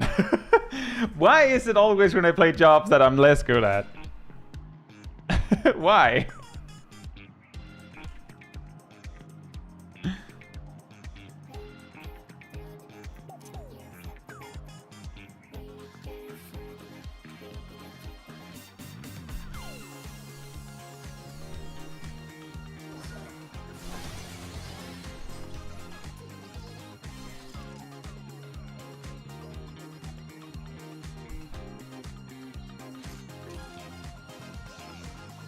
I'm glad to hear that, Felony. And I hope you're enjoying the game.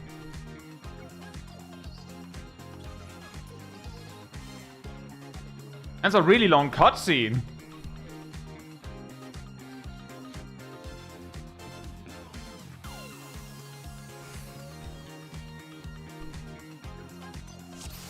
Oh, gamer time. Are you ready to get down? The Upstart's Cruiserweight campaign begins.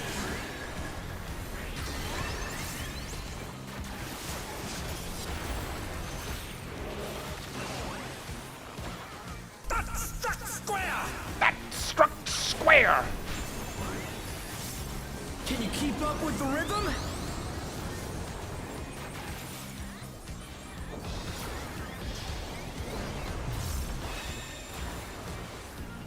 We're just getting started.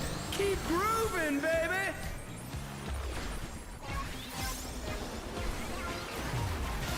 Dancing Green is pulling out all the stops for deep steps. Oh.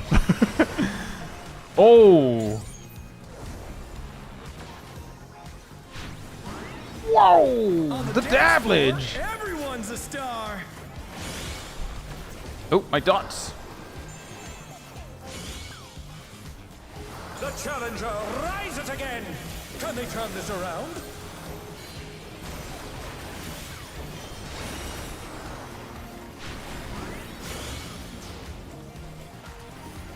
Disco Inferno! Kaboom! Bask in the spotlight and Burn, baby, burn! An Burn, invitation baby! to dance. How will the challenger respond?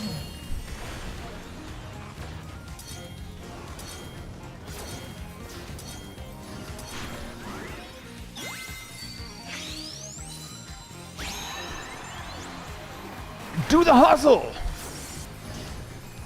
Kabang!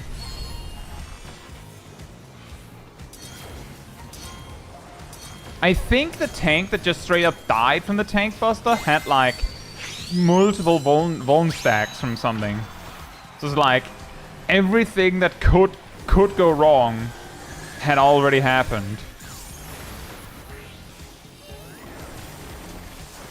come on, show me your moves. Show me your moves! Pew. Pew.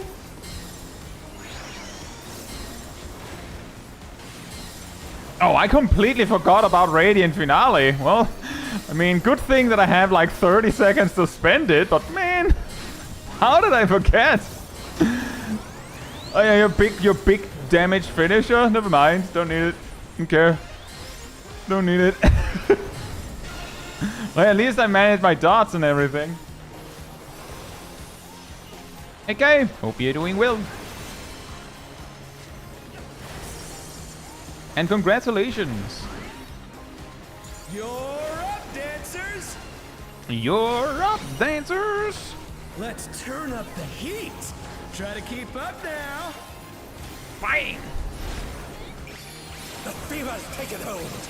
Can the Upstart keep up with Dancing Green?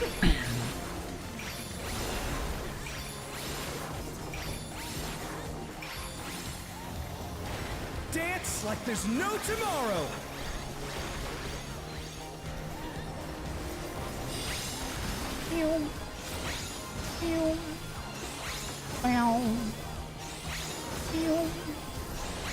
Boing. Ow.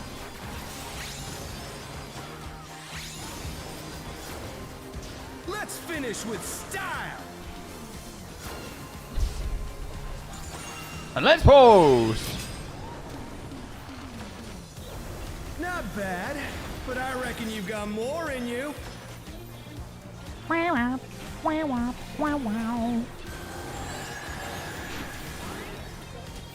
Back to it, dancers.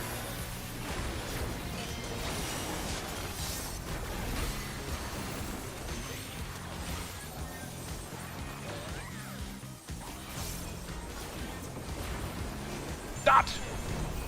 Whoa, run.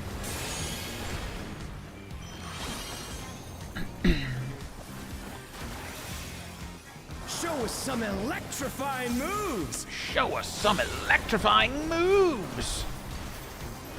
Show me your moves.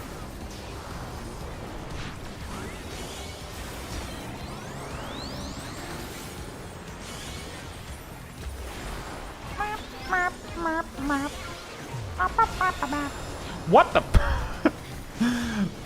This warrior is not having a good day. Oh boy.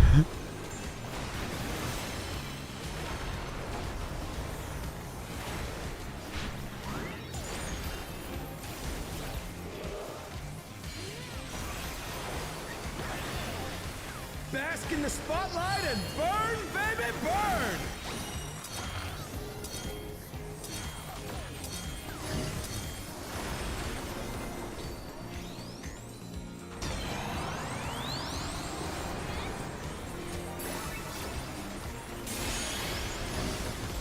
The challenger's down! Is this Ow. the end?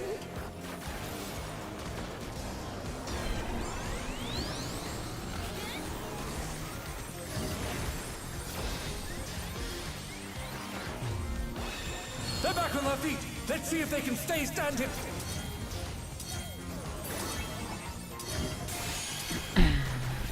Oh no! That was too much for the challenger!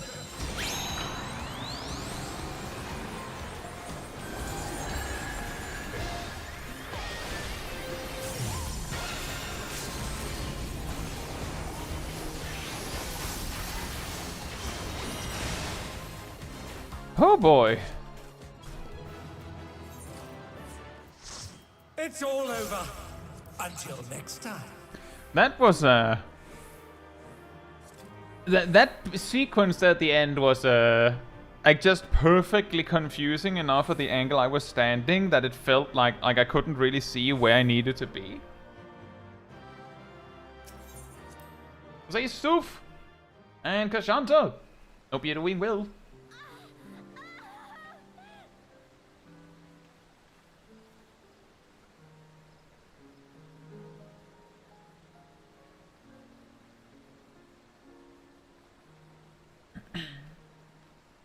Sounds a little bit like, what's her name from Silk Song? Prashanka!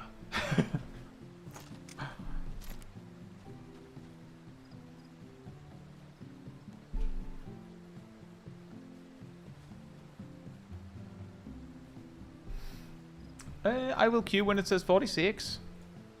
46!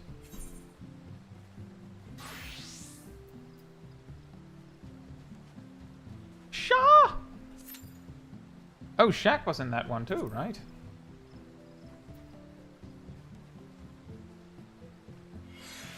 There's something to be said that on the one hand, the fact that we queue together leads us to land and duty together quite often. Pretty funny. But also, I would also add that the frequency at which we can do that also suggests that maybe there aren't that many duties that require a mentor. Like you missed a big hat?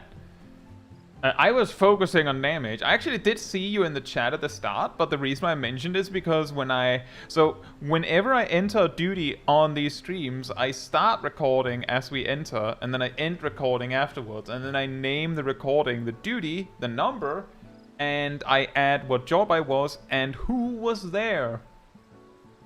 So it mattered at the end that you were there. I was like, yo, what's on? Hope you're doing well. Another Voln for my collection. Did my guy provoke with 6 Voln snacks? I mean, I guess he really wanted to get punched. You know, the best part is that he did actually have Holmgang running with 6 Voln stacks. And then died.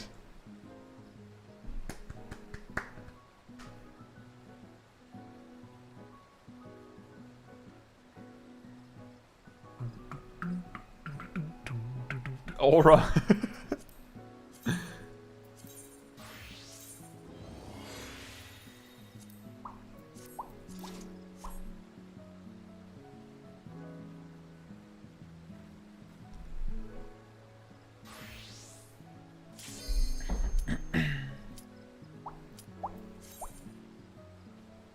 This is the Oops All 8 man. And we're getting a lot of weird ones today. The Shaq's here. Bum, bum, bum, bum, bum, bum, bum, bum, bum, bum, bum, bum, bum, bum. Remember, that makes sense, Necrofits. Basically, anything where it's like a specific role is needed. I mean, mentors are probably needed there as well. Say yourself, hope you're doing well. What would you do if you suddenly woke up as your character? I would probably start by figuring out whether I could also do what my character can do. Check if I could change job.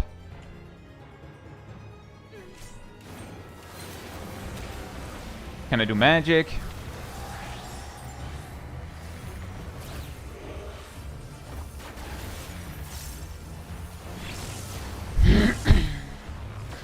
Aside from that, I guess being the Warrior of Light and considering everything, it might not be so bad.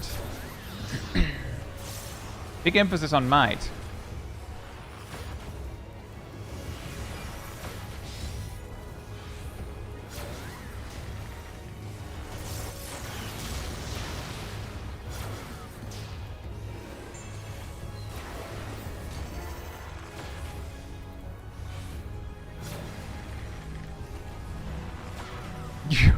You wake up as your character but you're stuck as Black Mage?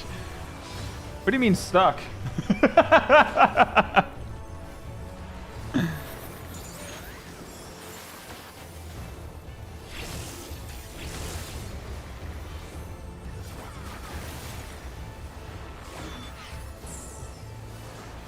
Okay, that's actually an interesting additional point.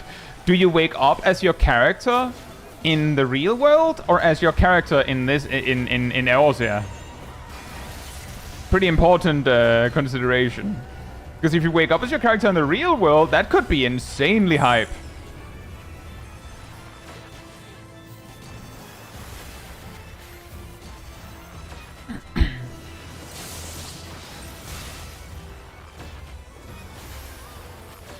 What do you mean Eorzea is the real world?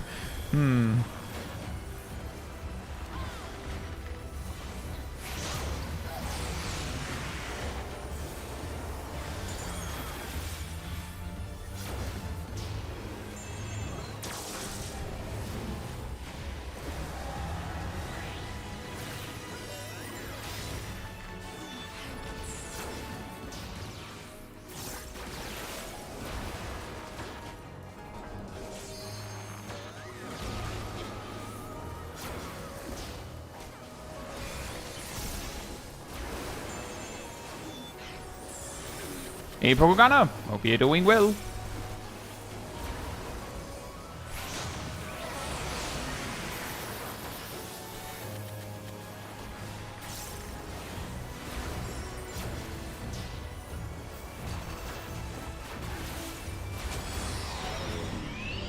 Brown.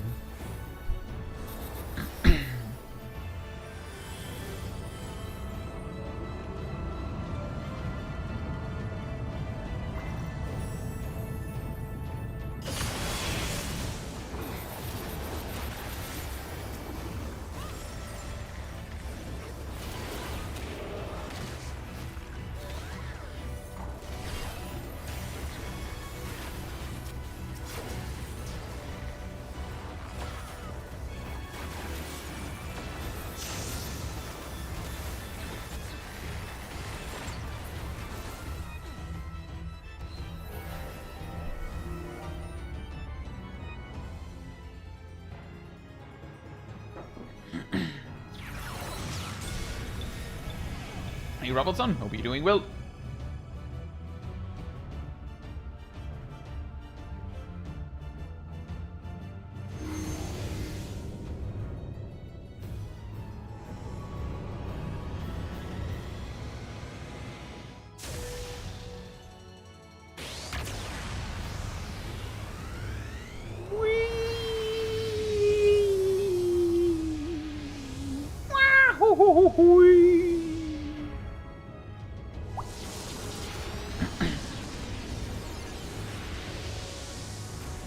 Oof.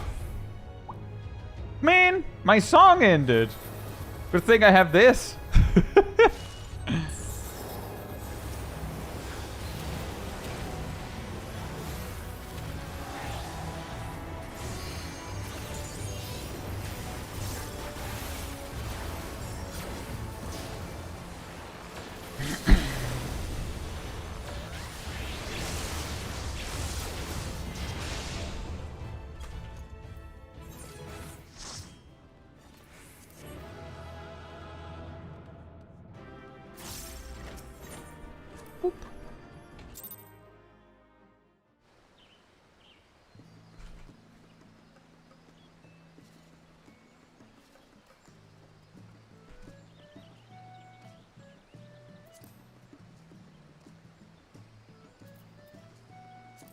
Very nice. Yeah, not only that attack is so long that and the snapshot is so late that no mitigation works on it. And if I recall correctly, barriers don't work either. Nothing works, only having health.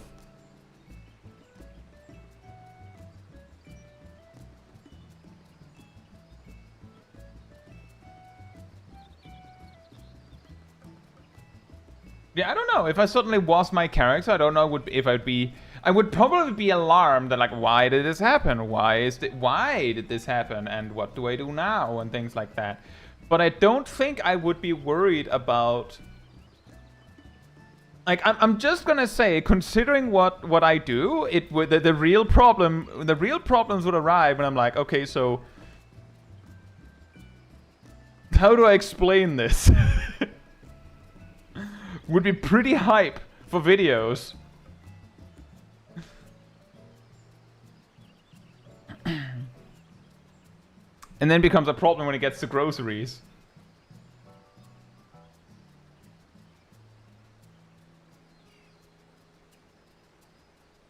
Yeah, exactly, Naomi. So, first of all, new voice for videos. So it would definitely be a, you know, open with camera. Like, so, funny story, guys. You're not gonna believe this.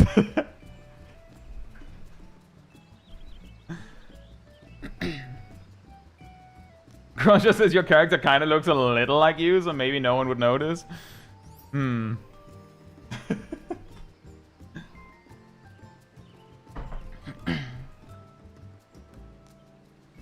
I mean, people might just think that I got a really realistic VTuber avatar.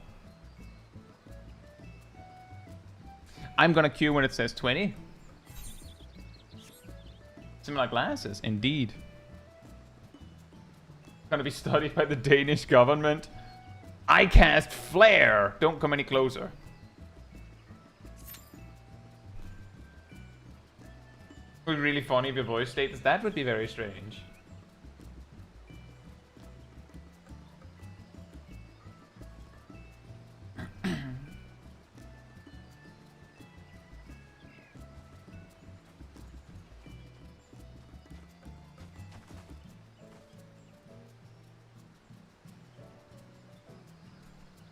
Shanks says, think I'd notice as I'd be a third of my height. I mean, I would also be significantly shorter.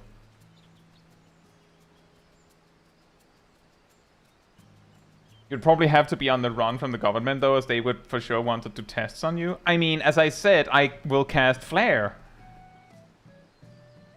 Like, that is something that I do think people should consider when they make, you know, the classic of, yeah, but if you turned into like your game self in the real world, you'd just be captured and be done tests on you. I'm just saying, like, I mean, you are a magical being. I'm just saying, the moment they come near, I just magic sword and shield and just do prominence. And then everyone just turns into mincemeat because unlike the actual game, they don't have health bars. They straight up just get cut in half. I don't even need the prominence. I just total eclipse. Gone. Or just go ninja or gather and just become invisible, yeah. Also that, Robertson says, will I still be able to use my bed as a flying mount? Like, that too! I could just... And then just make wings and fly away. What, do they snipe you with a sedated from a distance? I mean... Who knows? Maybe I'm resistant. Maybe there's diminishing returns.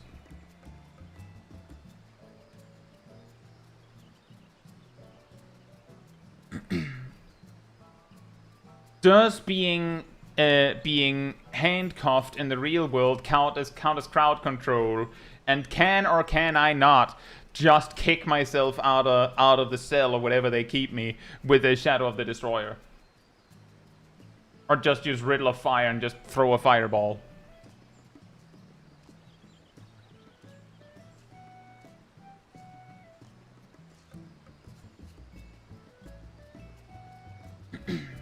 And yeah, exactly. So maybe the sedative just goes ping, because actually characters from the Final Fantasy world are so powerful that the reason why anything works is because it's that strong. And well, there's a lot of possibilities here. Cat says, I would go to hospitals with this Yuna. See, that too. There's a real possibility that they would... Now, see, Kay, that's what... The thing you're missing here, Kay, is that what you're saying is that you're trying to justify how the real-world equivalent would be to something in the game. I'm saying, maybe it isn't. I'm saying, no, it isn't. Who knows? Who decided that? Is what I'm saying. Maybe 200,000 HP is actually the same as the collective HP of a whole country. So when they shoot me with a missile, it just goes... And then I'm just like... Why did you do that?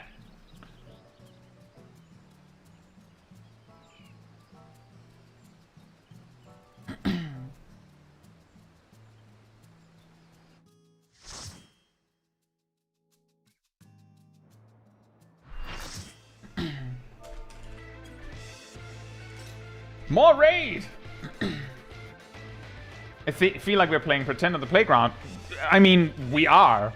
Didn't we start with that, Kay? I'm basically saying every time this conversation comes up with what if you woke up as yourself, it's always the, oh, you would be captured by the government. It's always that one. And I have heard this one many times on stream with me being the host. So that's why I'm like, screw that, throw that out the window. How about we flip the tables and just say, no, actually, you're godlike. You're a godlike being. How about that? Because I have been part of this conversation before. And it's going to be boring if I have to entertain the same angle every single time. And put up my everything-proof shield. See, that's not what I'm saying. I'm saying we don't know the conversion rate. And when you say, oh, you'd just be sedated and it would be and then you'd get handcuffed and it's the equivalent of being pacified, that's the polar opposite of I put up my everything-proof shield. You're basically saying, no, I used stun lock. It's my special ability. You see it? So I'm just saying it goes both ways.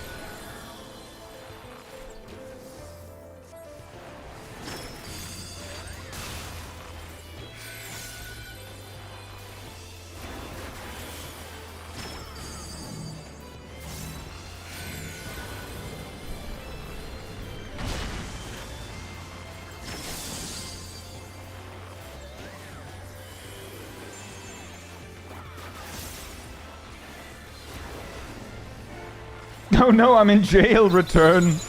Yeah, exactly.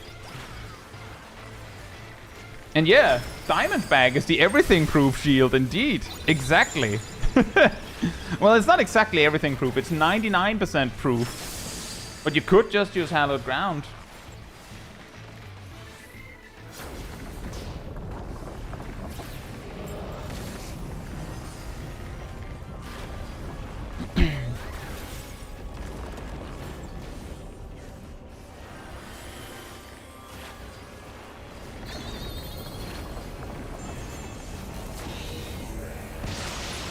Whoa, this switch up.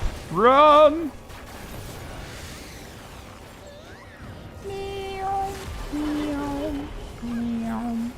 We did it! It's okay, Kay. Okay, Kay. But I do think it's it's a funny thought experiment. I just think it is a little bit of a shame because I feel like almost every time, or at least a lot of the time, the conversation goes, "Oh yeah, I'd probably be very confused because I'm not me, my height difference and all that." And then the moment it comes to what about the rest of the world, the first thing it feels like is almost always, "Oh well, you'd probably be captured by the government."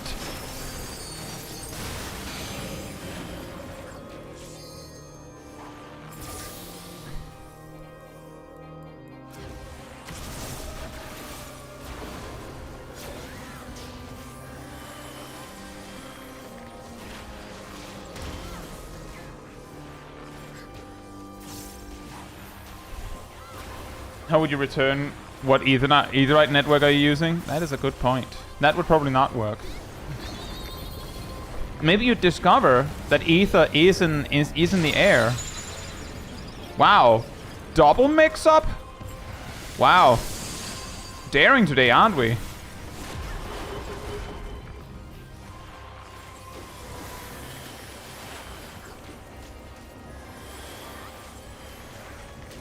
Kefka with the, aha, but you wouldn't expect me to do it twice, would you?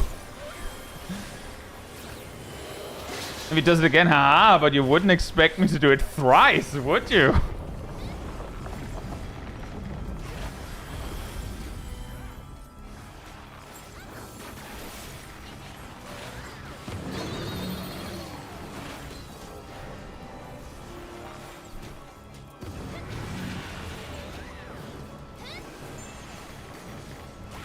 Wasn't the way that Y'shtola escaped death in the Realm Reborn, quote unquote escaped death, was to just hop on the flow?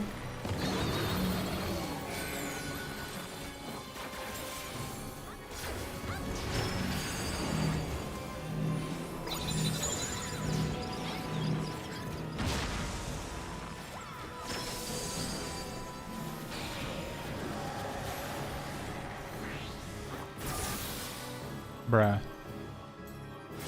Oh, mix up.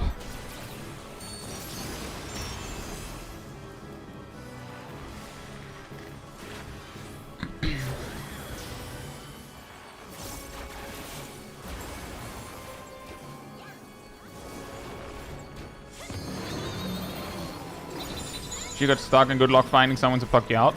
I believe the explanation is that she did it wrong. Wasn't it? Like, I'm pretty sure the way that Asians just teleport around is by doing something similar, but just got good. Like, Y'shtola got skill issued. Now, that doesn't mean that the player character, which, like, you know, would be you, in the real world suddenly knows how to do that. And certainly with the risk of getting stuck in the afterlife like that would probably not be optimal.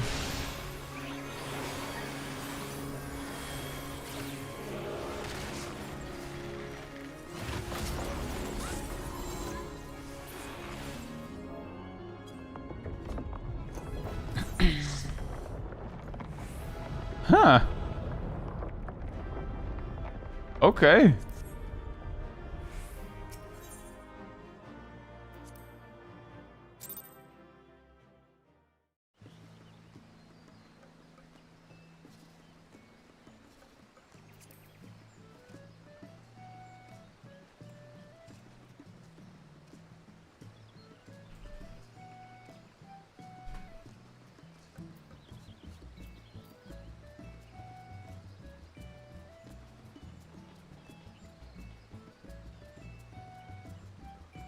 Caetsu, you also have the power to create unlimited wood without actually cutting down the trees. That is an interesting... Like, there's actually a lot of things that the Warrior of Light can do that are exceptionally insane in the real world that could solve a lot of problems. Like, just saying... Like the thing that I'm wondering about, which got caught up a little bit in the back and forth of the playground no you But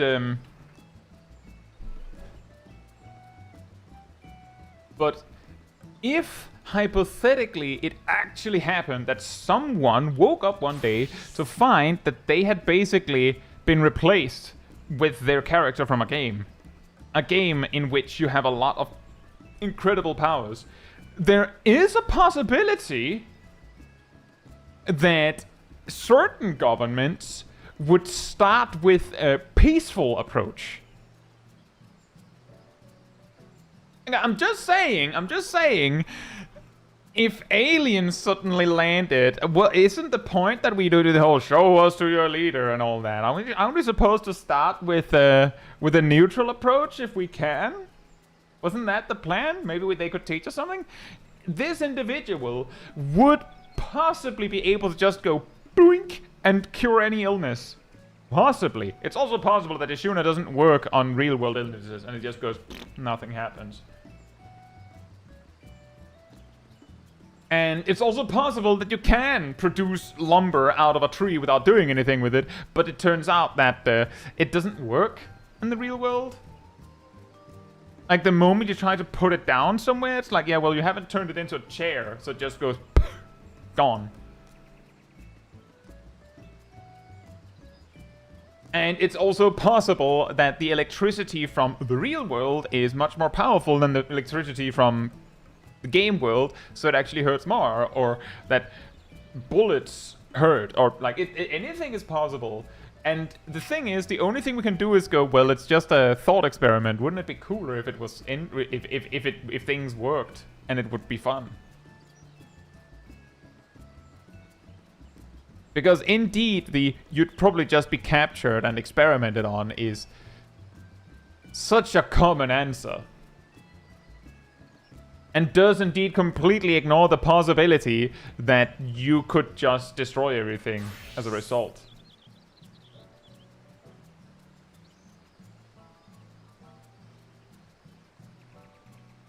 I'm just saying, it is possible, like, you wake up as yourself, you go around, brush your teeth, and then accidentally you destroy half of your apartment. And that's how people discover you're there. I think if the first thing you learn of this new creature that has appeared is that they accidentally destroyed, like, a building, then maybe attack might not be the move.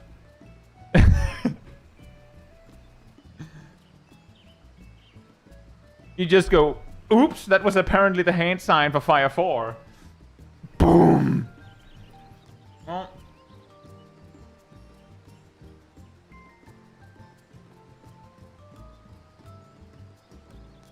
anyway, I'll be right back, and then more duties.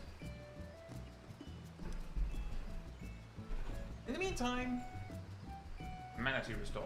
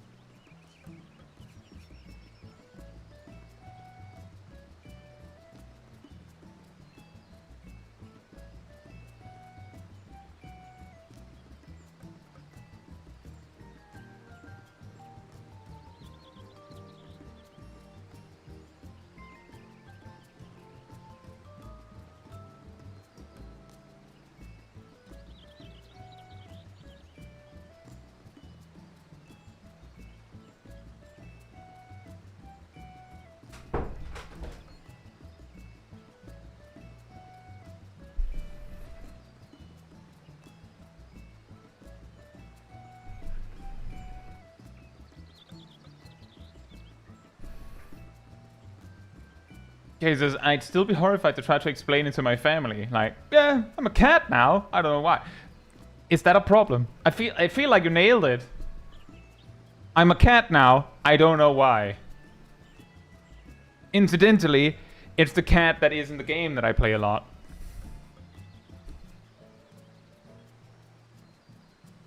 Like, what else? What else can you do? What else can you do? I don't know how this happened. But hey, I can summon fire now. And I can produce lumber out of a tree.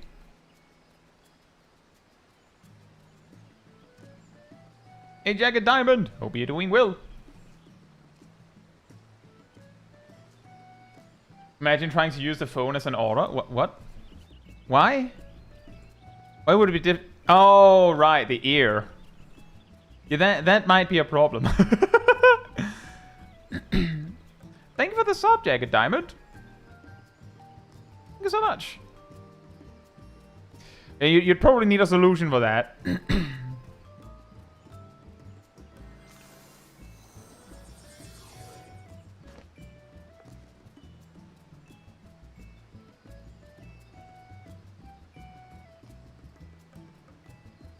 That would probably be the bigger problem. I'm glad to hear that, Jagged. Thank you so much. Right, speaking of, I will queue when it says 45. I just need to use speaker mode? Yeah, probably.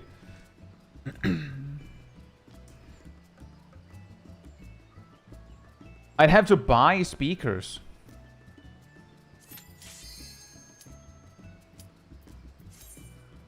You'll probably have to replace pillows a lot. Yeah, you definitely have to find out some solution there. Oh, guys, it's a 4-man duty. They exist. Weird, huh? Oh, double range physic. Well, Bard Dancer is certainly it's certainly a combo. Dang it, dang it, dang it, dang it.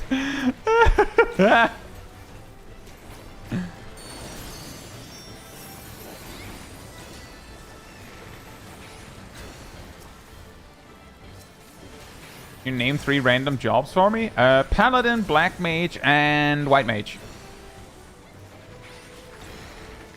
So, I expected this run to be a little longer. So I have to hold it for a second here.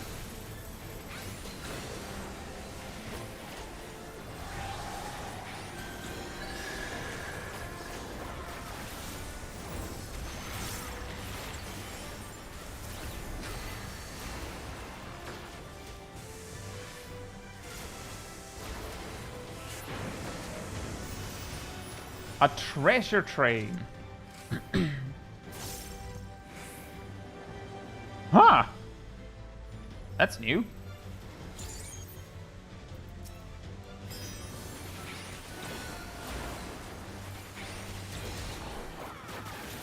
Meep meep.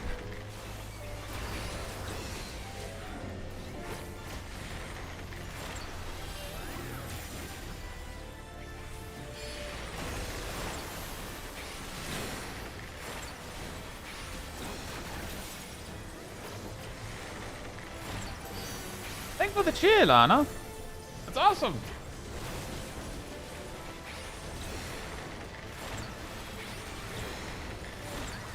The double cheer. Thank you. Why isn't it queue roulette for DPS taking close to 30 minutes? Because no one's queuing for it? I don't know. That's my guess. I don't know what else it could be.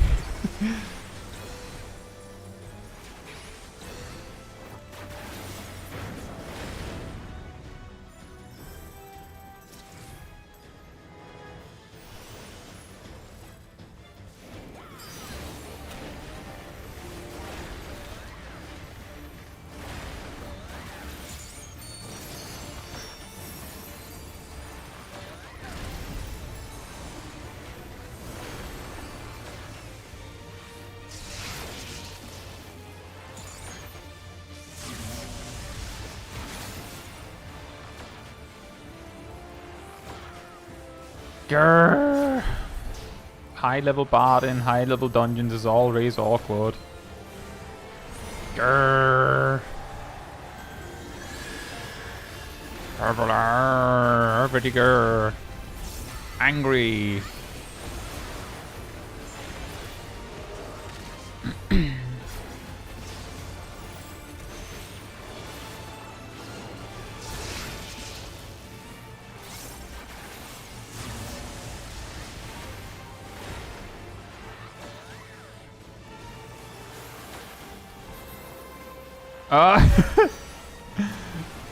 Thank you for the gifted subs, Alana. That's crazy. That's so much. Thank you.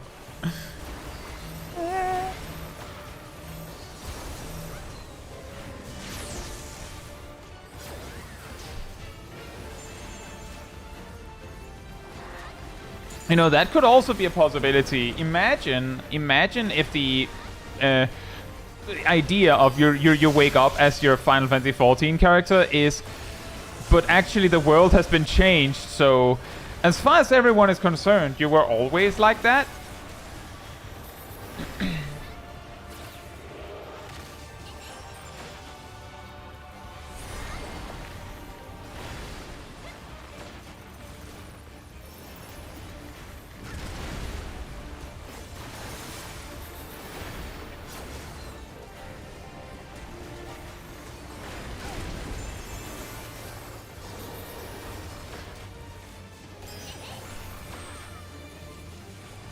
Well, there's of course all the possible problems there. That could be... Oh, a lot of things you normally do in this alternative dimension, where you always were the Warrior of Light. Jagged says, if I woke up in the world of 14, I would never want to leave. Best isekai ever. Oh, see, I assume you got into the conversation a little late, Jagged. We're talking about the we were talking a little bit back and forth on it, right?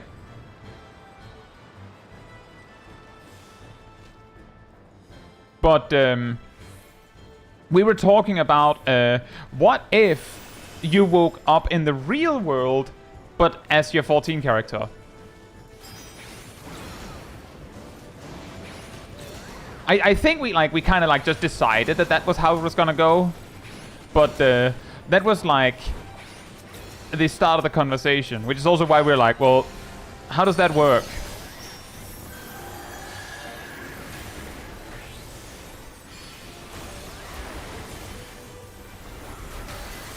Thank you for the gifted sub, Shaq. That's crazy. That's absolutely drowning in support. Thank you so much, guys.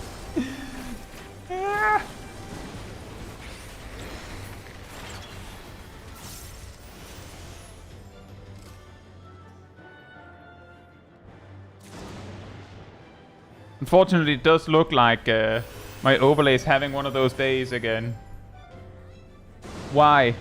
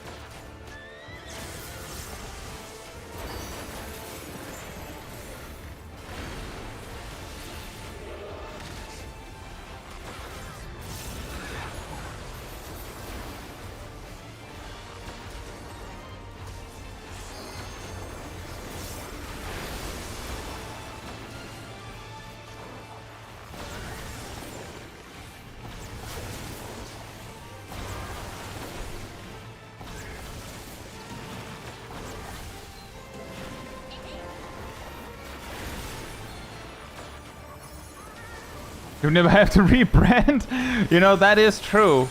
Quite something. I would straight up just be the character.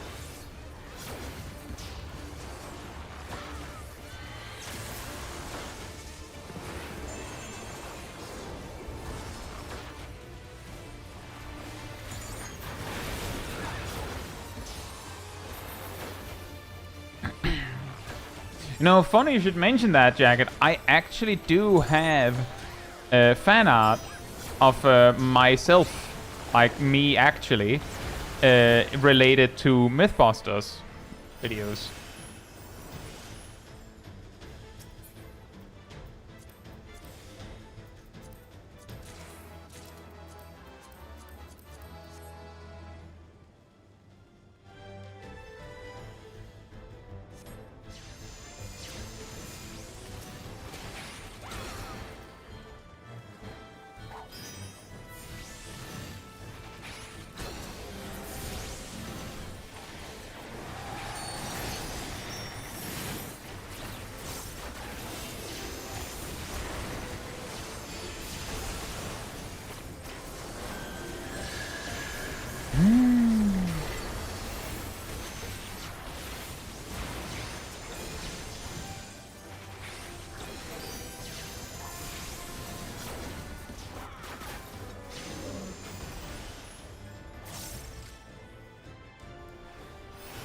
Thank you so much, guys.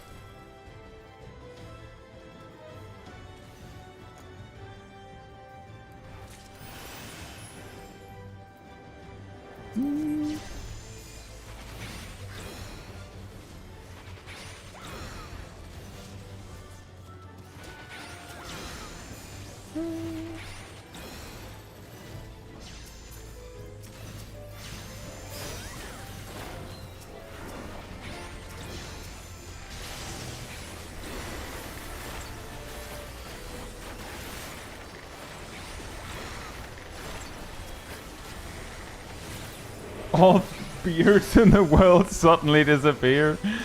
You know, that there is something to be said that the world of Final Fantasy XIV does not have a lot of big beards.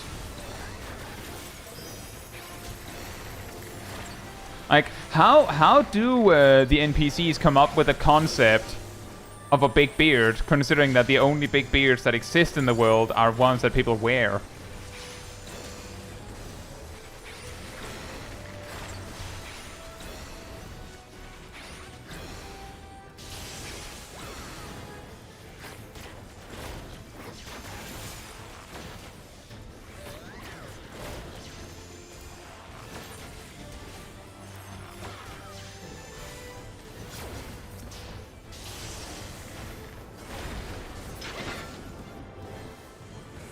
Who has a big beard? Maybe it's always inspired by the gods.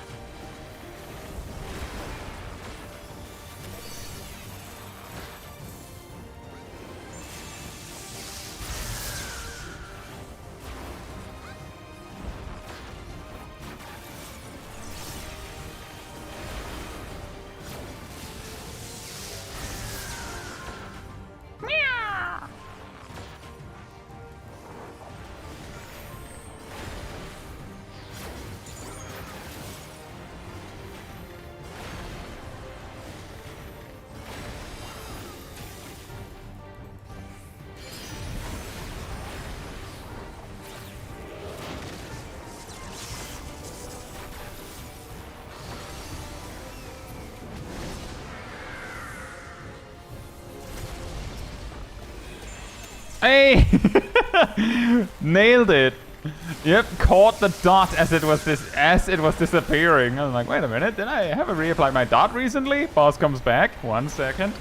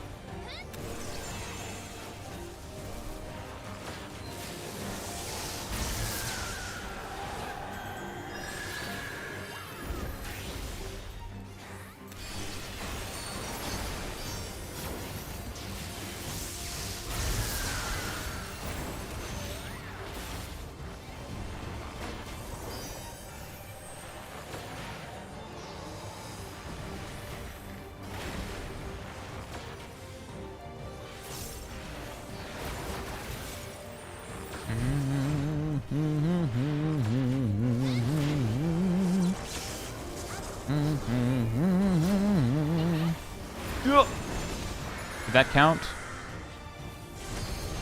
It did not count. Apparently the boss wasn't hittable in that moment, so my dots dropped. Sad. How will I ever financially recover from this? My dots. My dorts. My doots. I'll just have to reapply them manually. With 2 casts instead of 1. I lost, guys. I lost a whole, like 120 potency or something.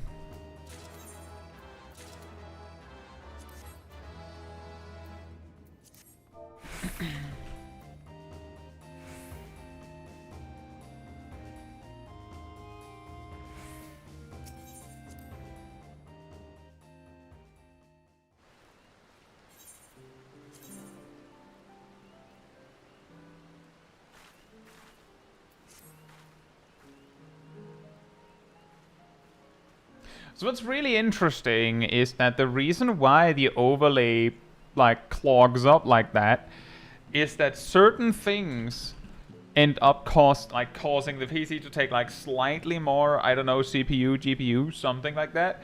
And that causes the PC to just slow down certain tasks. I don't know why. And yeah, for the whole dungeon, that was apparently in effect. I guess the way I might be able to solve it is by just reduce graphics or something. Maybe that helps. What's really weird is that it's not everywhere. For instance, it happens if I'm hanging out an old Charlian on stream.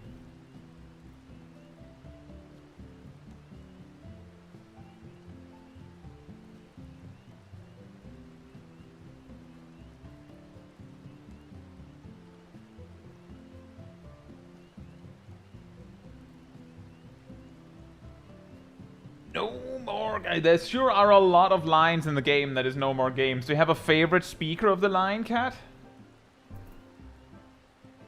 No more games. I'll queue when it says 55.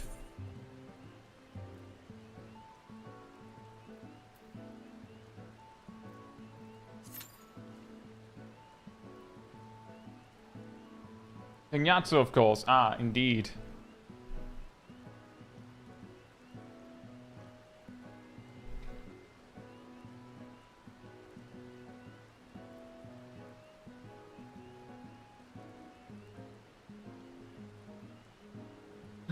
How very glib.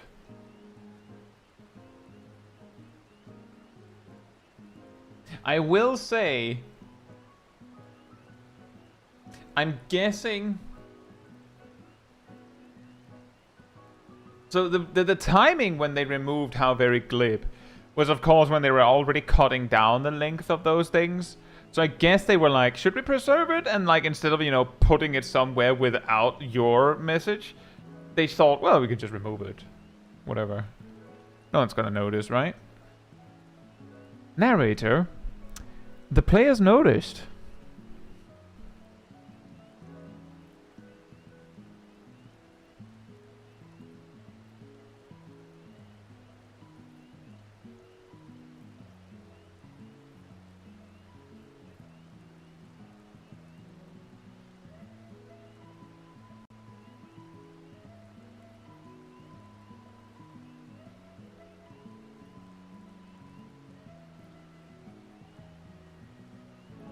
In the grand scheme of things, there aren't that many No More games.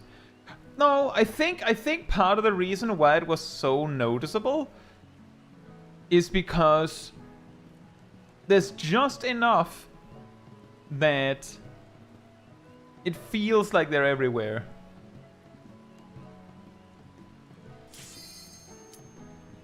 Like just enough.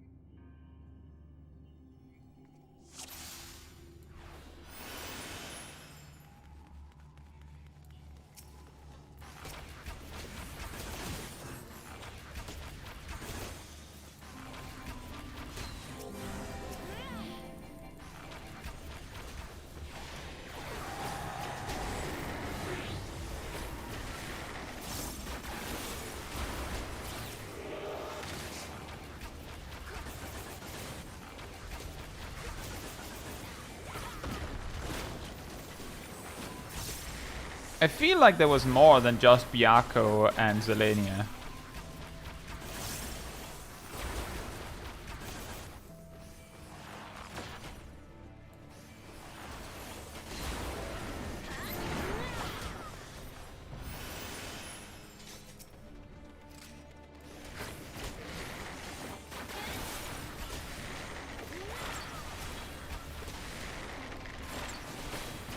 No more games.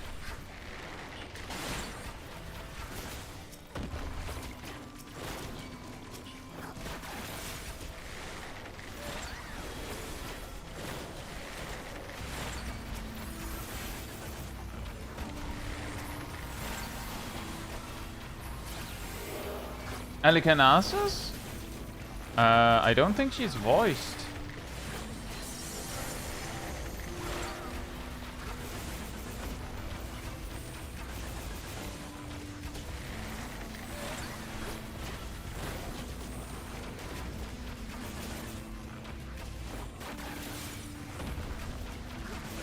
It doesn't have to be voiced, it's just more that people notice it a lot more when it is voiced.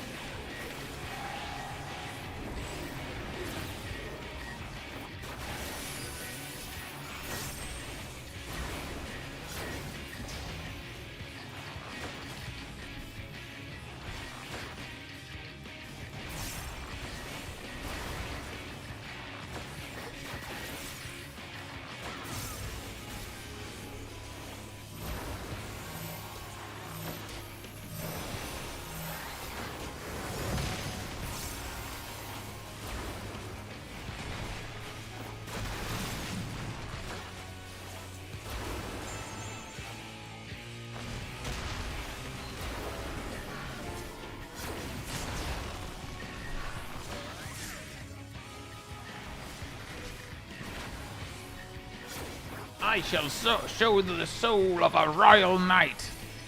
Try this. Do you have any change? No quarter!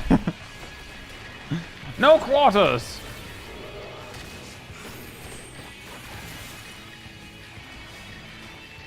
Yeah. There's a lot of characters that are like that. Show me your footwork.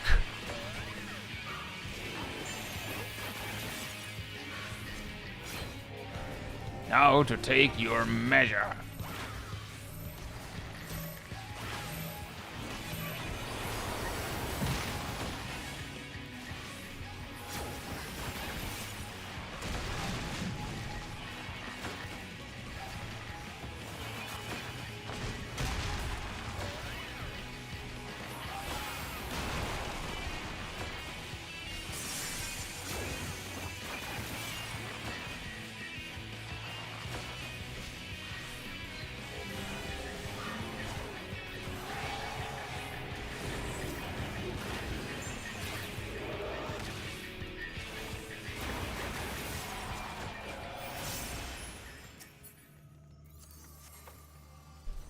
Hey LTC, hope you're doing well.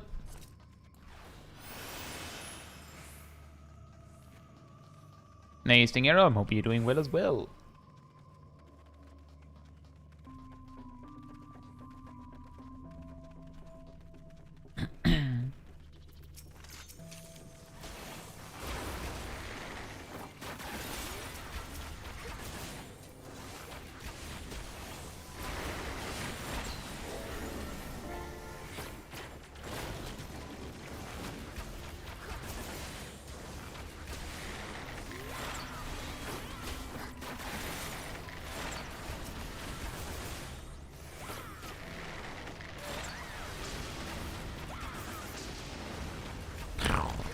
And the self-destructs don't even kill.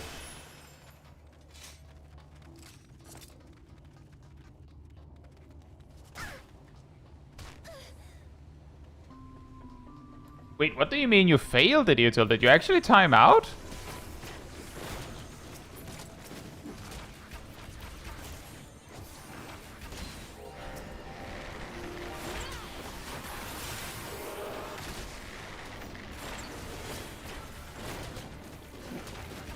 Hey Ryan, hope you're doing well.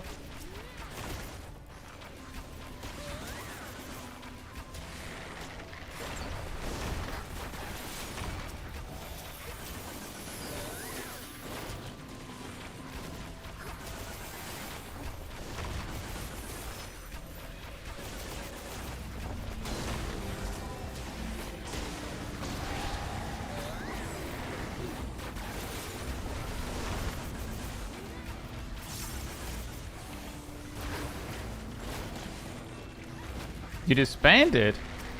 Now that's quite something.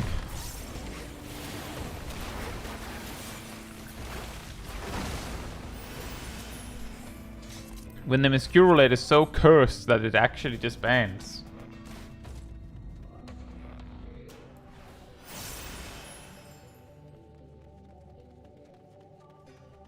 Look, it's Mr. Bucket! It's Mr. Bucket.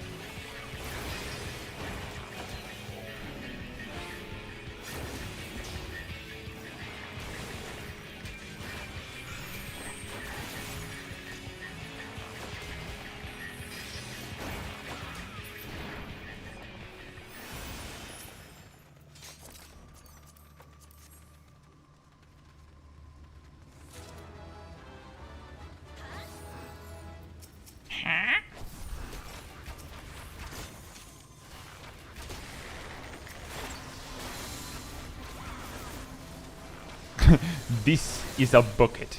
No. There's more.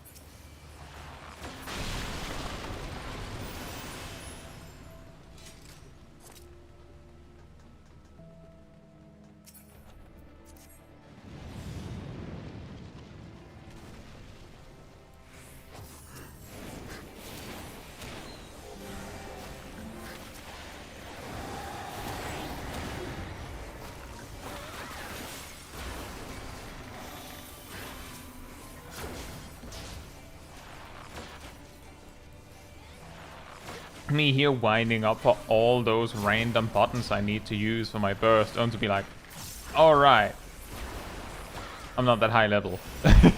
It's just burst shot mostly.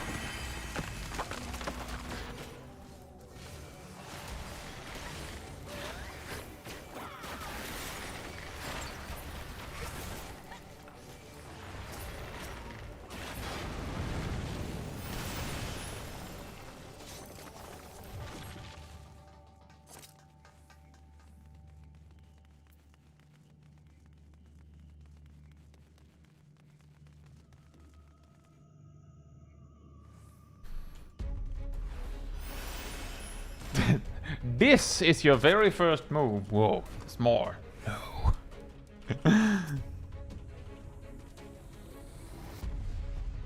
The time has come?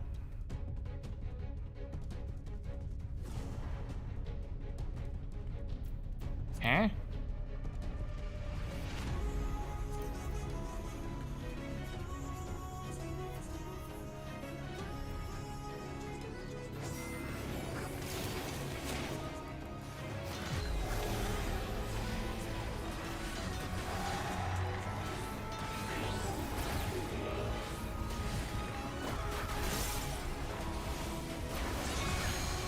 The time has come to eliminate the human cough? Ah, yes. Eliminate the human cough. As you know, as is the desire of every giant ice golem in the world.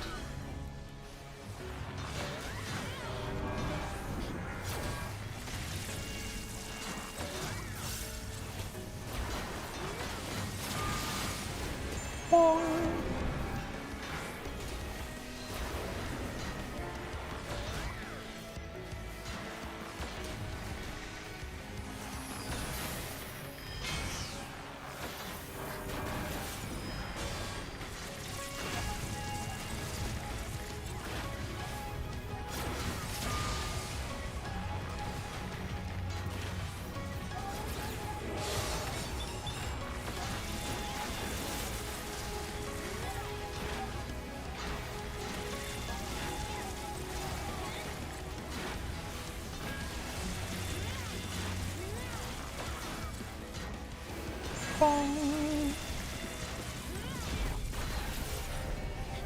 Bong. Ding. Bong.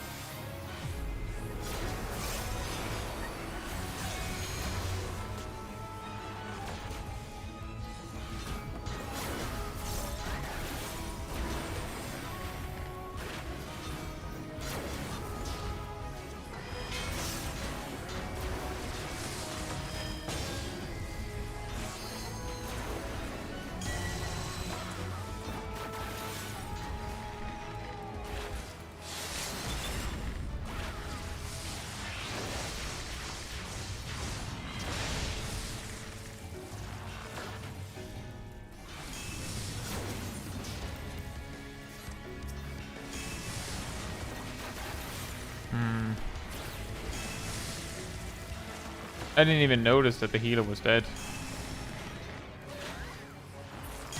Oh, they got disconnected.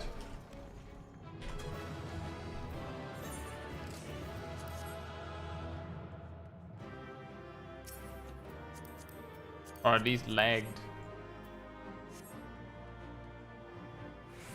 Pokeball!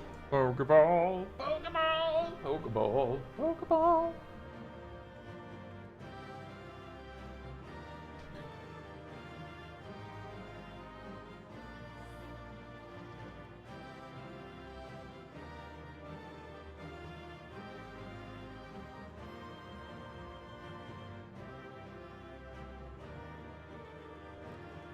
You see others' achievements?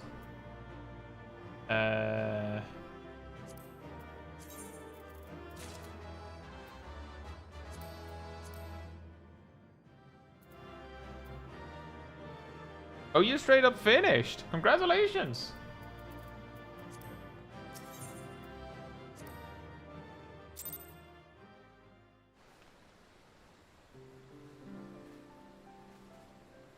Malika's well is not the worst one to finish on. Could you imagine if it had been Bachman? That's a big horse.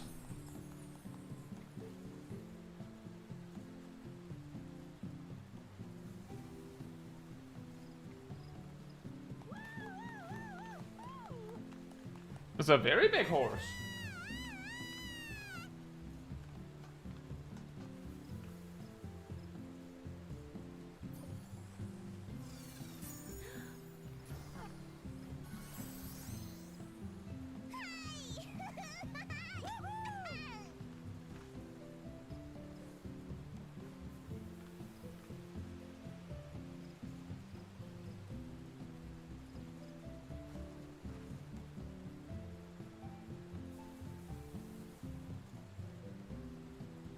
Very nice. Very, very nice. What do I do now? Does that mean that you're no longer going to haunt all of my mentor roulettes?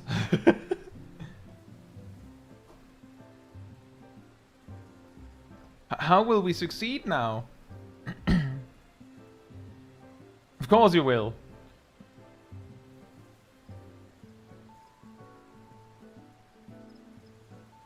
What data center are you on, Jagged?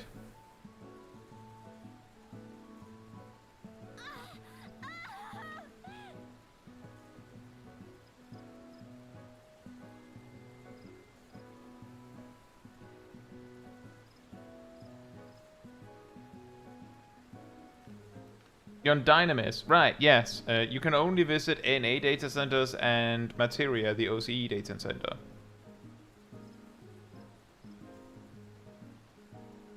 We are, however, on Chaos, which is also an EU data center.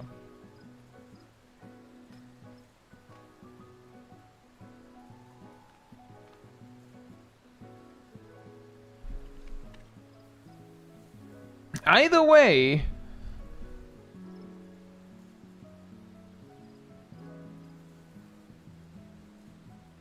despite the really long queues initially, we still did get 10 duties in roughly 3 hours. And what did we get? We got 1 MSQ roulette. We got 1 leveling duty. We got 1 max level dungeon. We got 4 normal raids. And 3 extremes. That says it's a bummer there's no NA-EU travel since there's so much overlap between the communities. Yes! And then there's also so many differences.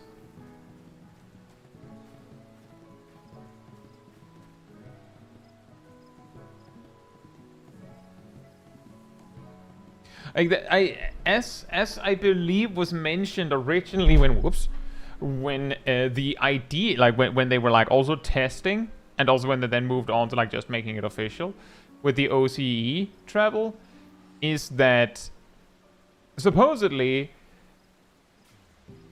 adding the ability to travel between all of the data centers is like all that it takes is just like flipping a switch internally. Like they just have to enable it, and they've chosen not to. And we've talked about this on these streams before, but part of the reason why it isn't possible or it isn't enabled is due to a concern about cultural differences. A lot of the time, EU players that play with a lot of NA players, or, you know, communicate with a lot of NA players and vice versa, are a lot more likely to be like, yeah, well, we basically are the same, right? Like, we're all the same.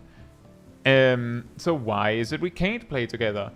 But when you focus on the differences, you do start to notice that while there are some EU players that you would clock as an NA player, and there would be some NA players you would clock as EU players, there is enough of a difference that sometimes you can tell when someone is from a specific region.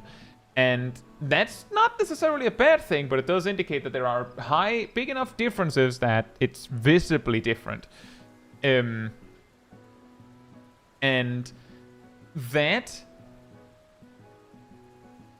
might not be a problem, but also might very well be a problem.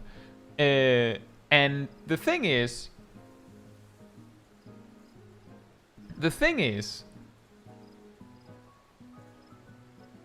that if they opened those floodgates and things went badly, then it would be very difficult to take backsies, because players like being given stuff, they don't like being taken stuff. Jagged says, aren't the reason we have so many differences is because we are divided? So let me tell you a story, Jagged. It is hard to tell, Orion, and it's usually something where it's like, it's difficult to pinpoint what it is. But let me tell you a story, Jagged. When they opened the ability to data center travel to OCE, it took under 2 weeks for an Australian to get punished for calling someone the C word, because the one they called the C word was an American, and the American found that offensive. In Australia, it's called being normal.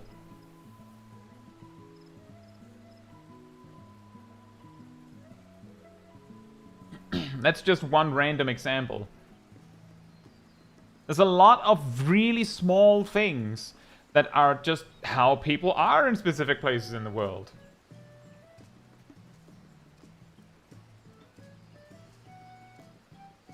No, I mean actual culture and in-game culture. Thing is, Jagged, if that was all it took, then, like, remember, and consider that a common misunderstanding, question mark, is that JP players supposedly run hard content in Duty Finder. They don't. Not exactly. They will sometimes do reclears of extremes, so I've been told, but that's pretty much it. But there is a cultural difference between Japanese people and players. That means that whatever they're doing wouldn't work here or in NA. So it's both how we communicate with each other, how we act around each other, what seems normal to one person and not normal to another. Like apparently, the noise of a city in Final Fantasy XIV, like the amount of talk is different in NA, in EU, in OCE, in JP.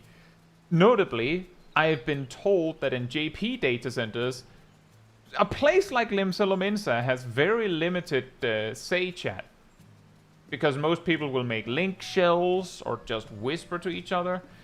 In EU, there's more talk. But supposedly, in NA, and I'm saying supposedly because I haven't been there, it's, unless you're on Dynamis, it's an avalanche of words. So, like, just the loudness of cultures in games, in real life, all of it also matters. And yes, the difference is noticeable. Sure, if we could just visit and mingle as we pleased, it might be more of a mix, but the mix might also simply be because there are the people with one culture in the area where the other culture is dominant. And part of the problem and part of the reason why this can be scary is that if they open the gates and you could visit, let's say, for the sake of example, that because EU is the significantly smaller region between NA and EU, if hypothetically they open the gates and then NA players basically just invaded EU data centers and it caused the EU players to feel like the game is completely different and they're completely alienated from what they saw as their home, right? The EU players, what can they do? Because the NA players came to them, right? The EU players could go to the NA players, but you see the problem, right? Like, basically, it's potentially a mistake that they can't take back. It's also potentially perfectly fine.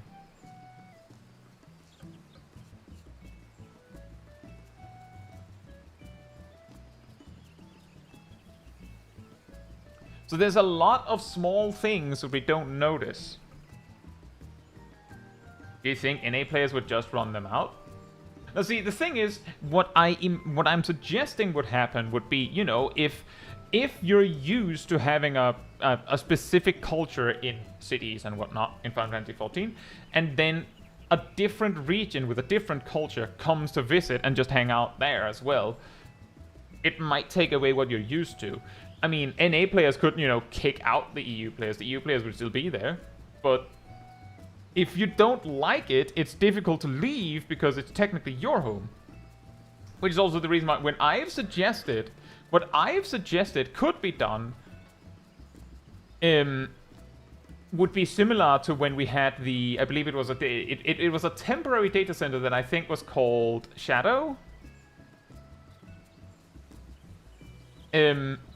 What that one did was that for like the first month or so of Dawntrail, there was like a temporary EU data center with like 4 worlds on it. You couldn't make a character on it, but you could visit it. And during that time, to reduce server load and stuff, they had blocked off data center travel. The only places you could travel to was on NA, you could travel to Dynamis. Dynamis couldn't go anywhere. I think you might be able to travel to OCE. EU could travel to Shadow. So if you want to play Light and Chaos players, you had to go to Shadow. If you had something like this, so for instance you had an EU-NA data center, like a middle ground between where you could visit, then that way the players that want to meet up with their friends from across the pond could do that, with the players that are like, no, I actually don't like that, for whatever reason they can come up with, can just not. And they would be, you know, safe at home. Jagged Diamond says, is that necessarily a bad thing? Something different? It feels a little weird having us divided for the fear of a change in environment. Well, let me reiterate what I said earlier, Jagged Diamond. First of all, as Snowshiro said, it can be seen as disruptive to how the culture in each region is. As I said earlier, when we're talking about the French stereotype, quote-unquote, is that on JP data centers, it is not too uncommon to see party finder groups like explicitly state only Japanese players, because English-speaking players, or at least not Japanese-speaking players, would join groups and then, you know, be incapable of communicating in hard content, which caused disruption and wasted time. Like, hypothetically, if people could data center travel across the world to all regions, right? I know that the conversation people usually have is about NA and EU, but if you could travel to all regions, then... Oh, but over on JP, you can just queue for extremes, and they pop, and there are good players doing them, so it's fine, right? The reason why it works is because the Japanese culture is to, for many individuals, to desire, to aim for not being a burden. Which means that having done your homework, having watched a guide, having learned your job in detail before you queue for almost anything is a lot more normal. But if you just go there without fitting that, then you ruin it, and then they can't do that anymore because there's other cultures there.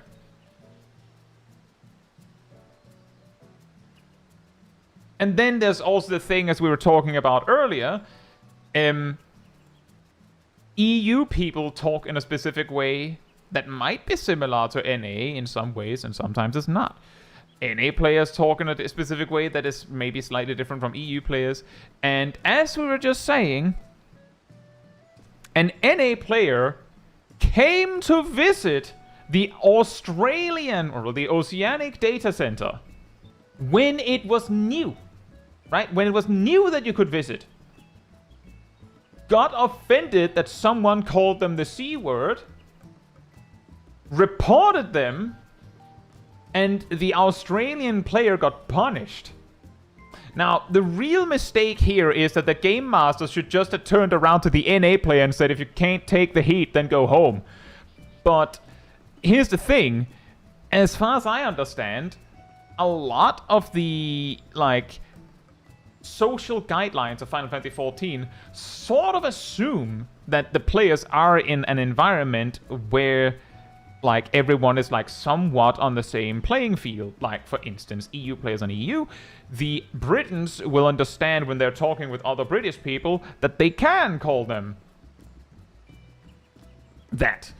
And they understand that they maybe shouldn't say that to someone they don't know. And because the primary factor of whether you can or cannot report someone for something, like for something offensive in a social context, is that a large part of it actually boils down to, were you offended? Which sounds insane as a qualifier, because it's like some people are offended by literally anything. And that's why, like, there is a reasonable limit, but basically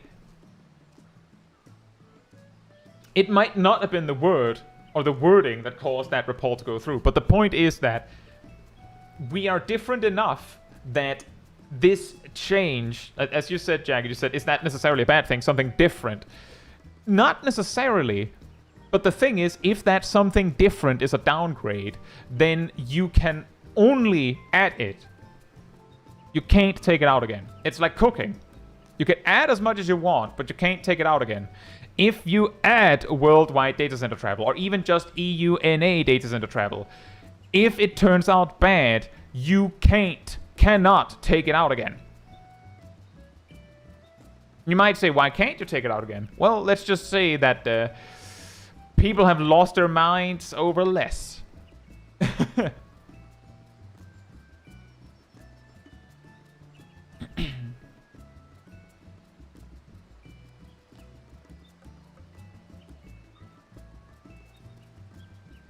So essentially, I don't know if ultimately it would be perfectly fine. And I'm not saying that it wouldn't be. I have said for a while that we're like basically waiting for the day that it happens.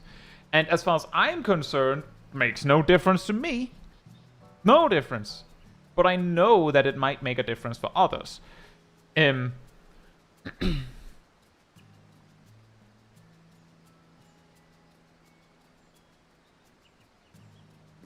that's also not what I'm saying, Jagged. I'm specifically not saying that. I'm saying we have two very different people. I'm not saying these guys are bad and these guys are good, and we're the good guys and you're the bad guys. That's not what I'm saying. I'm saying that NA players are one way, EU players are another way. Part of it comes down to upbringing, culture. What are the things you do, right? And some of these differences clash. I'm not saying that the problem is that NA players come to EU. The reason why I use that as an example is because if EU players come to the NA, there's a lot more space for the NA players to hide away in, or to overwhelm the EU players because there's less of us. Which means that it is a little less believable if I said that the EU players coming to NA would be the problem. But it's not about whether it's one side or the other that is the problem. It's simply that if you open the floodgates, if you enable this, then you can't take it back again. And if it turns out to be bad, then there's no way back. Or at least that's how we should view it. Exactly, Jagged. Exactly.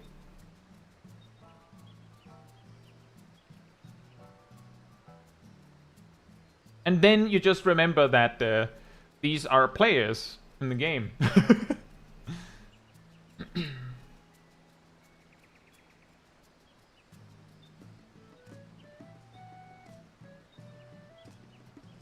I would also add, and this is a much more complicated conversation to have, to be fair, but due to how much of the English-speaking internet is American, because that's just how the cookie crumbles, right? That's just, there are a lot of Americans and they all speak English. And of the EU people, the British people speak English first and foremost. Some Nordics speak English a lot. Hello, I'm here. And then there are some parts of EU that don't speak English as much, or clearly flag that they're not, English, because they speak a different language primarily. They're a much smaller group. This can make the English internet, video games, forums, whatever, seem like we're all the same. And yes, there will be people that interact with that are EU that become, they interact like everyone else around them. So they do become the same. So it makes it difficult to tell. And I will say that the things that, I don't know exactly what the problem would be. Or if they even would be a problem. The exact issue at hand here with data center travel between NA and EU is they opened like they made the OCE servers, and then a while later they opened the gates for anyone to visit OCE, and that's still open now. They opened them, and some clashes happened, some problems happened. Admittedly, OCE players have to deal with this fallout that sometimes, like, a big blob of outsiders, quote unquote, come in and are rambunctious and do weird stuff, and they just have to deal with that. Whereas EU and NA, there's like the probability that there's suddenly like a blob of people appearing there is small. Meanwhile, I mean, if a couple raid teams decided to do their raid, like their reclears on OCE a given week, based on how many people I've been told are Savage Raiders on the OCE data centers, it is possible that it would make a visible difference if you just had a few raid teams from EU and a few raid teams from NA just do their Party Finder stuff, or like do Party Finder on OCE instead. So it becomes very visible. And yes, it's kind of like, it can be a little bit of the tourism problem, but because this can happen, the question is, will it be okay? Like, will it end up okay later? Or will it actually cause lasting damage? And that's also true, Jagged. And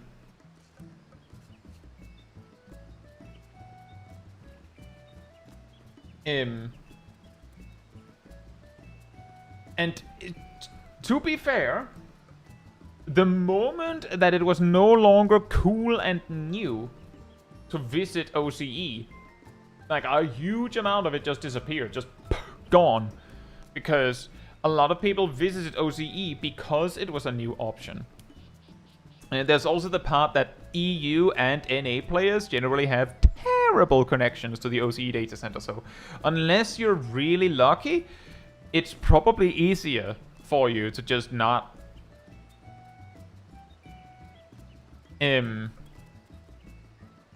whereas, as I understand, the distance between EU and NA is such that some players are close enough to EU data centers that, and far enough from NA data centers that it doesn't actually matter which ones they choose.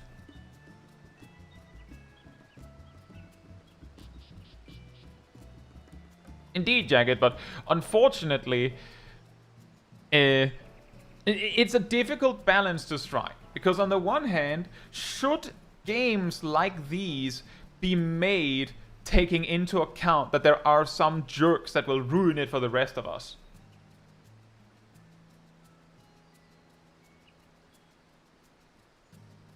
Like, should the games be made with guardrails to make sure that the jerks can't ruin it as much? Knowing that those guardrails also makes the game a little less awesome for everyone as a result. Or should we go, that's probably fine, and then just deal with the jerks as they show up? I don't know. Hey Jazz, hope you're doing well. You were in that run. Fantastic.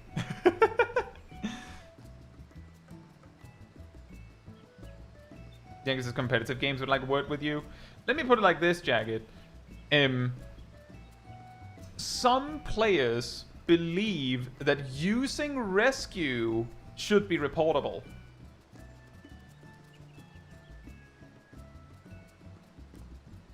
Because they believe that there is no non-toxic way to use rescue.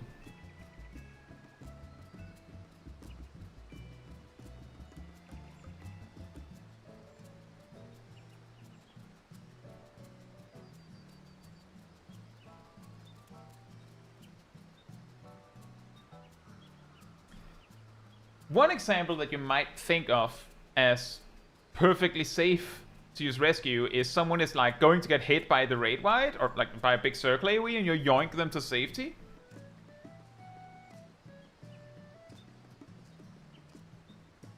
That should be safe, right?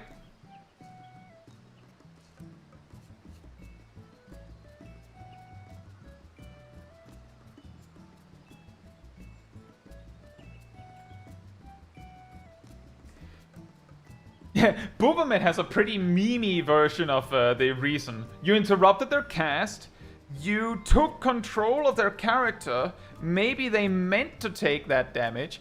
Also, you're basically highlighting that they're bad by moving them to the correct spot instead of letting them figure it out themselves. Also, you're indicating that you think that they're bad because you felt the need to use rescue on them. You assumed that they were bad because they might have had a plan.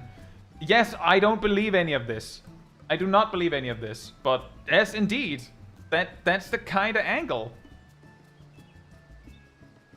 Expect me to spam heal you and give damage up when you'll yell at me when we lose against Enrage? Well, I mean, a boss that has Enrage, most of the time, if you have to rescue someone to safety because they goof it up, you're probably gonna, you might just wipe anyway, right?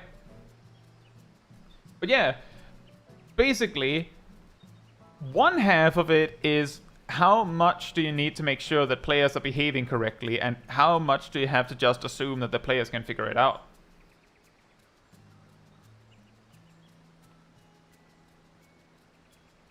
And let's just say I've seen enough of the internet to go, actually, I do think we need a significant amount of guardrails. Which is a very sad truth.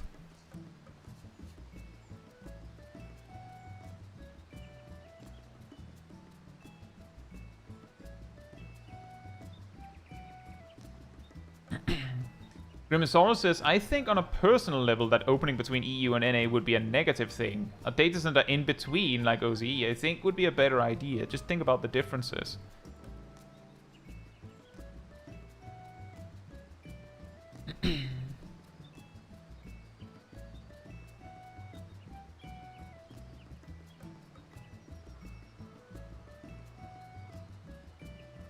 Yeah, indeed, Jagged. Basically, people have had stuff like that happen so many times that they've had people try to rescue them, but it's too late. So because of the delay, right? It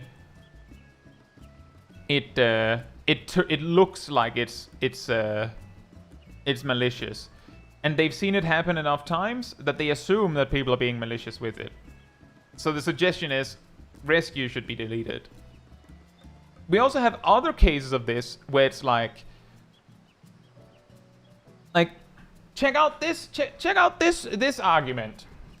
Why is it that no job in PvE can use their HP as a resource? Originally, Black Mage's mana font cost HP to use. It was not a very good button, but it was technically a damage increase, and it cost HP to use.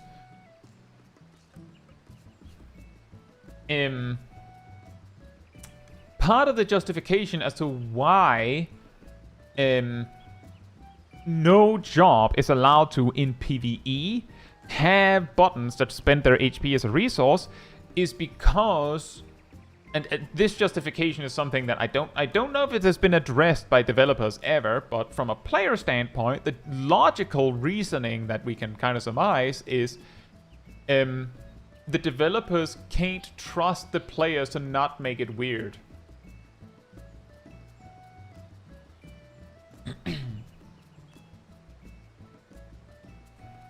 Like, if Dark Knight's Edge of Shadow cost HP. Dark Knight spams Edge of Shadow, dies to not having HP, and then they blame the healer. Weird things like that. People like, also, as a good example, Kay, people were given Super Bolide, which sets you to 1 HP, and people thought, wouldn't it be funny if I made a macro that used Super Bolide and then turned off the invulnerability just to scare my healer? That's funny when it's your friend, but then some people thought it was funny to do it with strangers. Very good example of basically a demonstration of why these kind of things are like, oh, Okay, well, we can't let the players have that. Because the players can't be trusted with things like that without making it weird.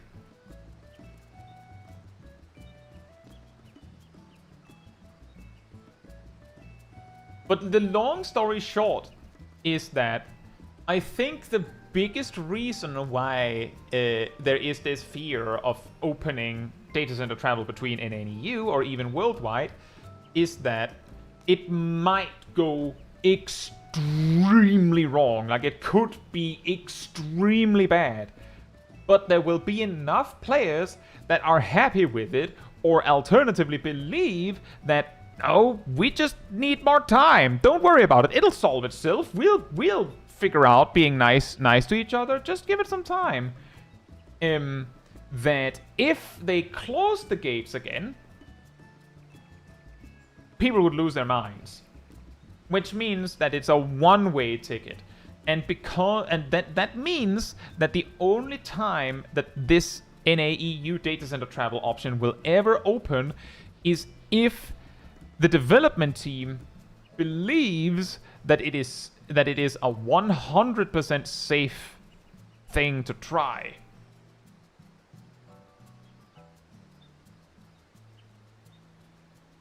And I'm basing that on the fact that Final Fantasy XIV largely seems to have had a lot of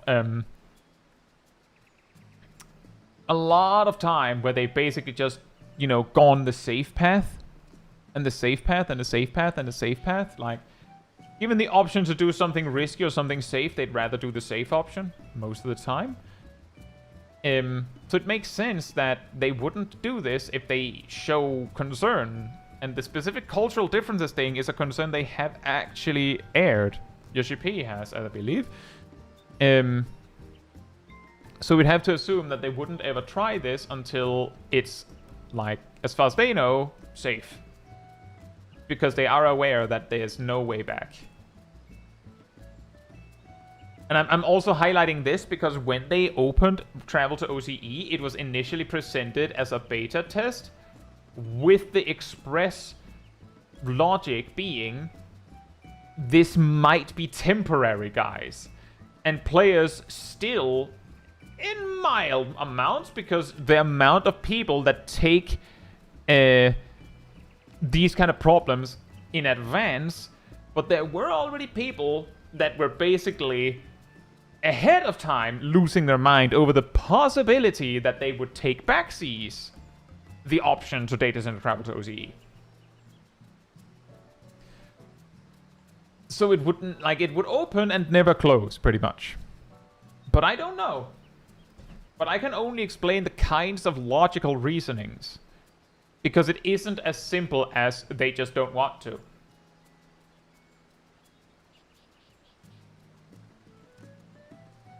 Anyway, overtime. So, let me see here if I can figure out all my things. If you would like to be part of the Discord community server, there's a link right there in the chat.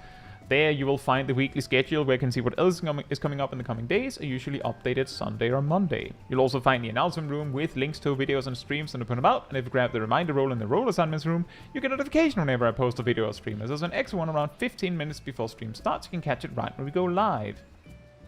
And if you'd like to support the channel even more directly, you can follow, you can like the stream over on YouTube, you can become a member, you can subscribe, you can super chat, you can cheer, you can do all that goodness. And if you don't like any of that, there's also the Ko-Fi link that Ariel put right there in the chat. It all helps support me in the channel directly, so I can focus on doing stuff like this with all of you without having to worry about algorithms and all that jazz.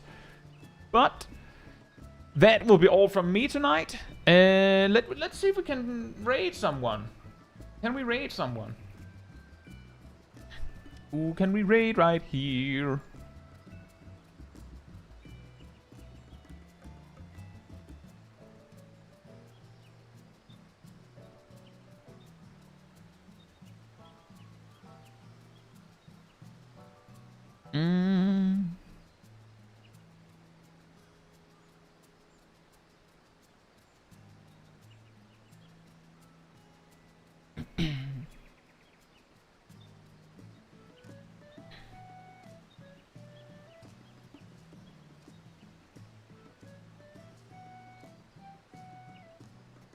Let's check on Lawless. Whew. Right. So on that note, good night, good morning, afternoon, or evening, depending on where in the world, and hope to see you all very soon. Bye bye, and maybe see you on the raid. Bye bye.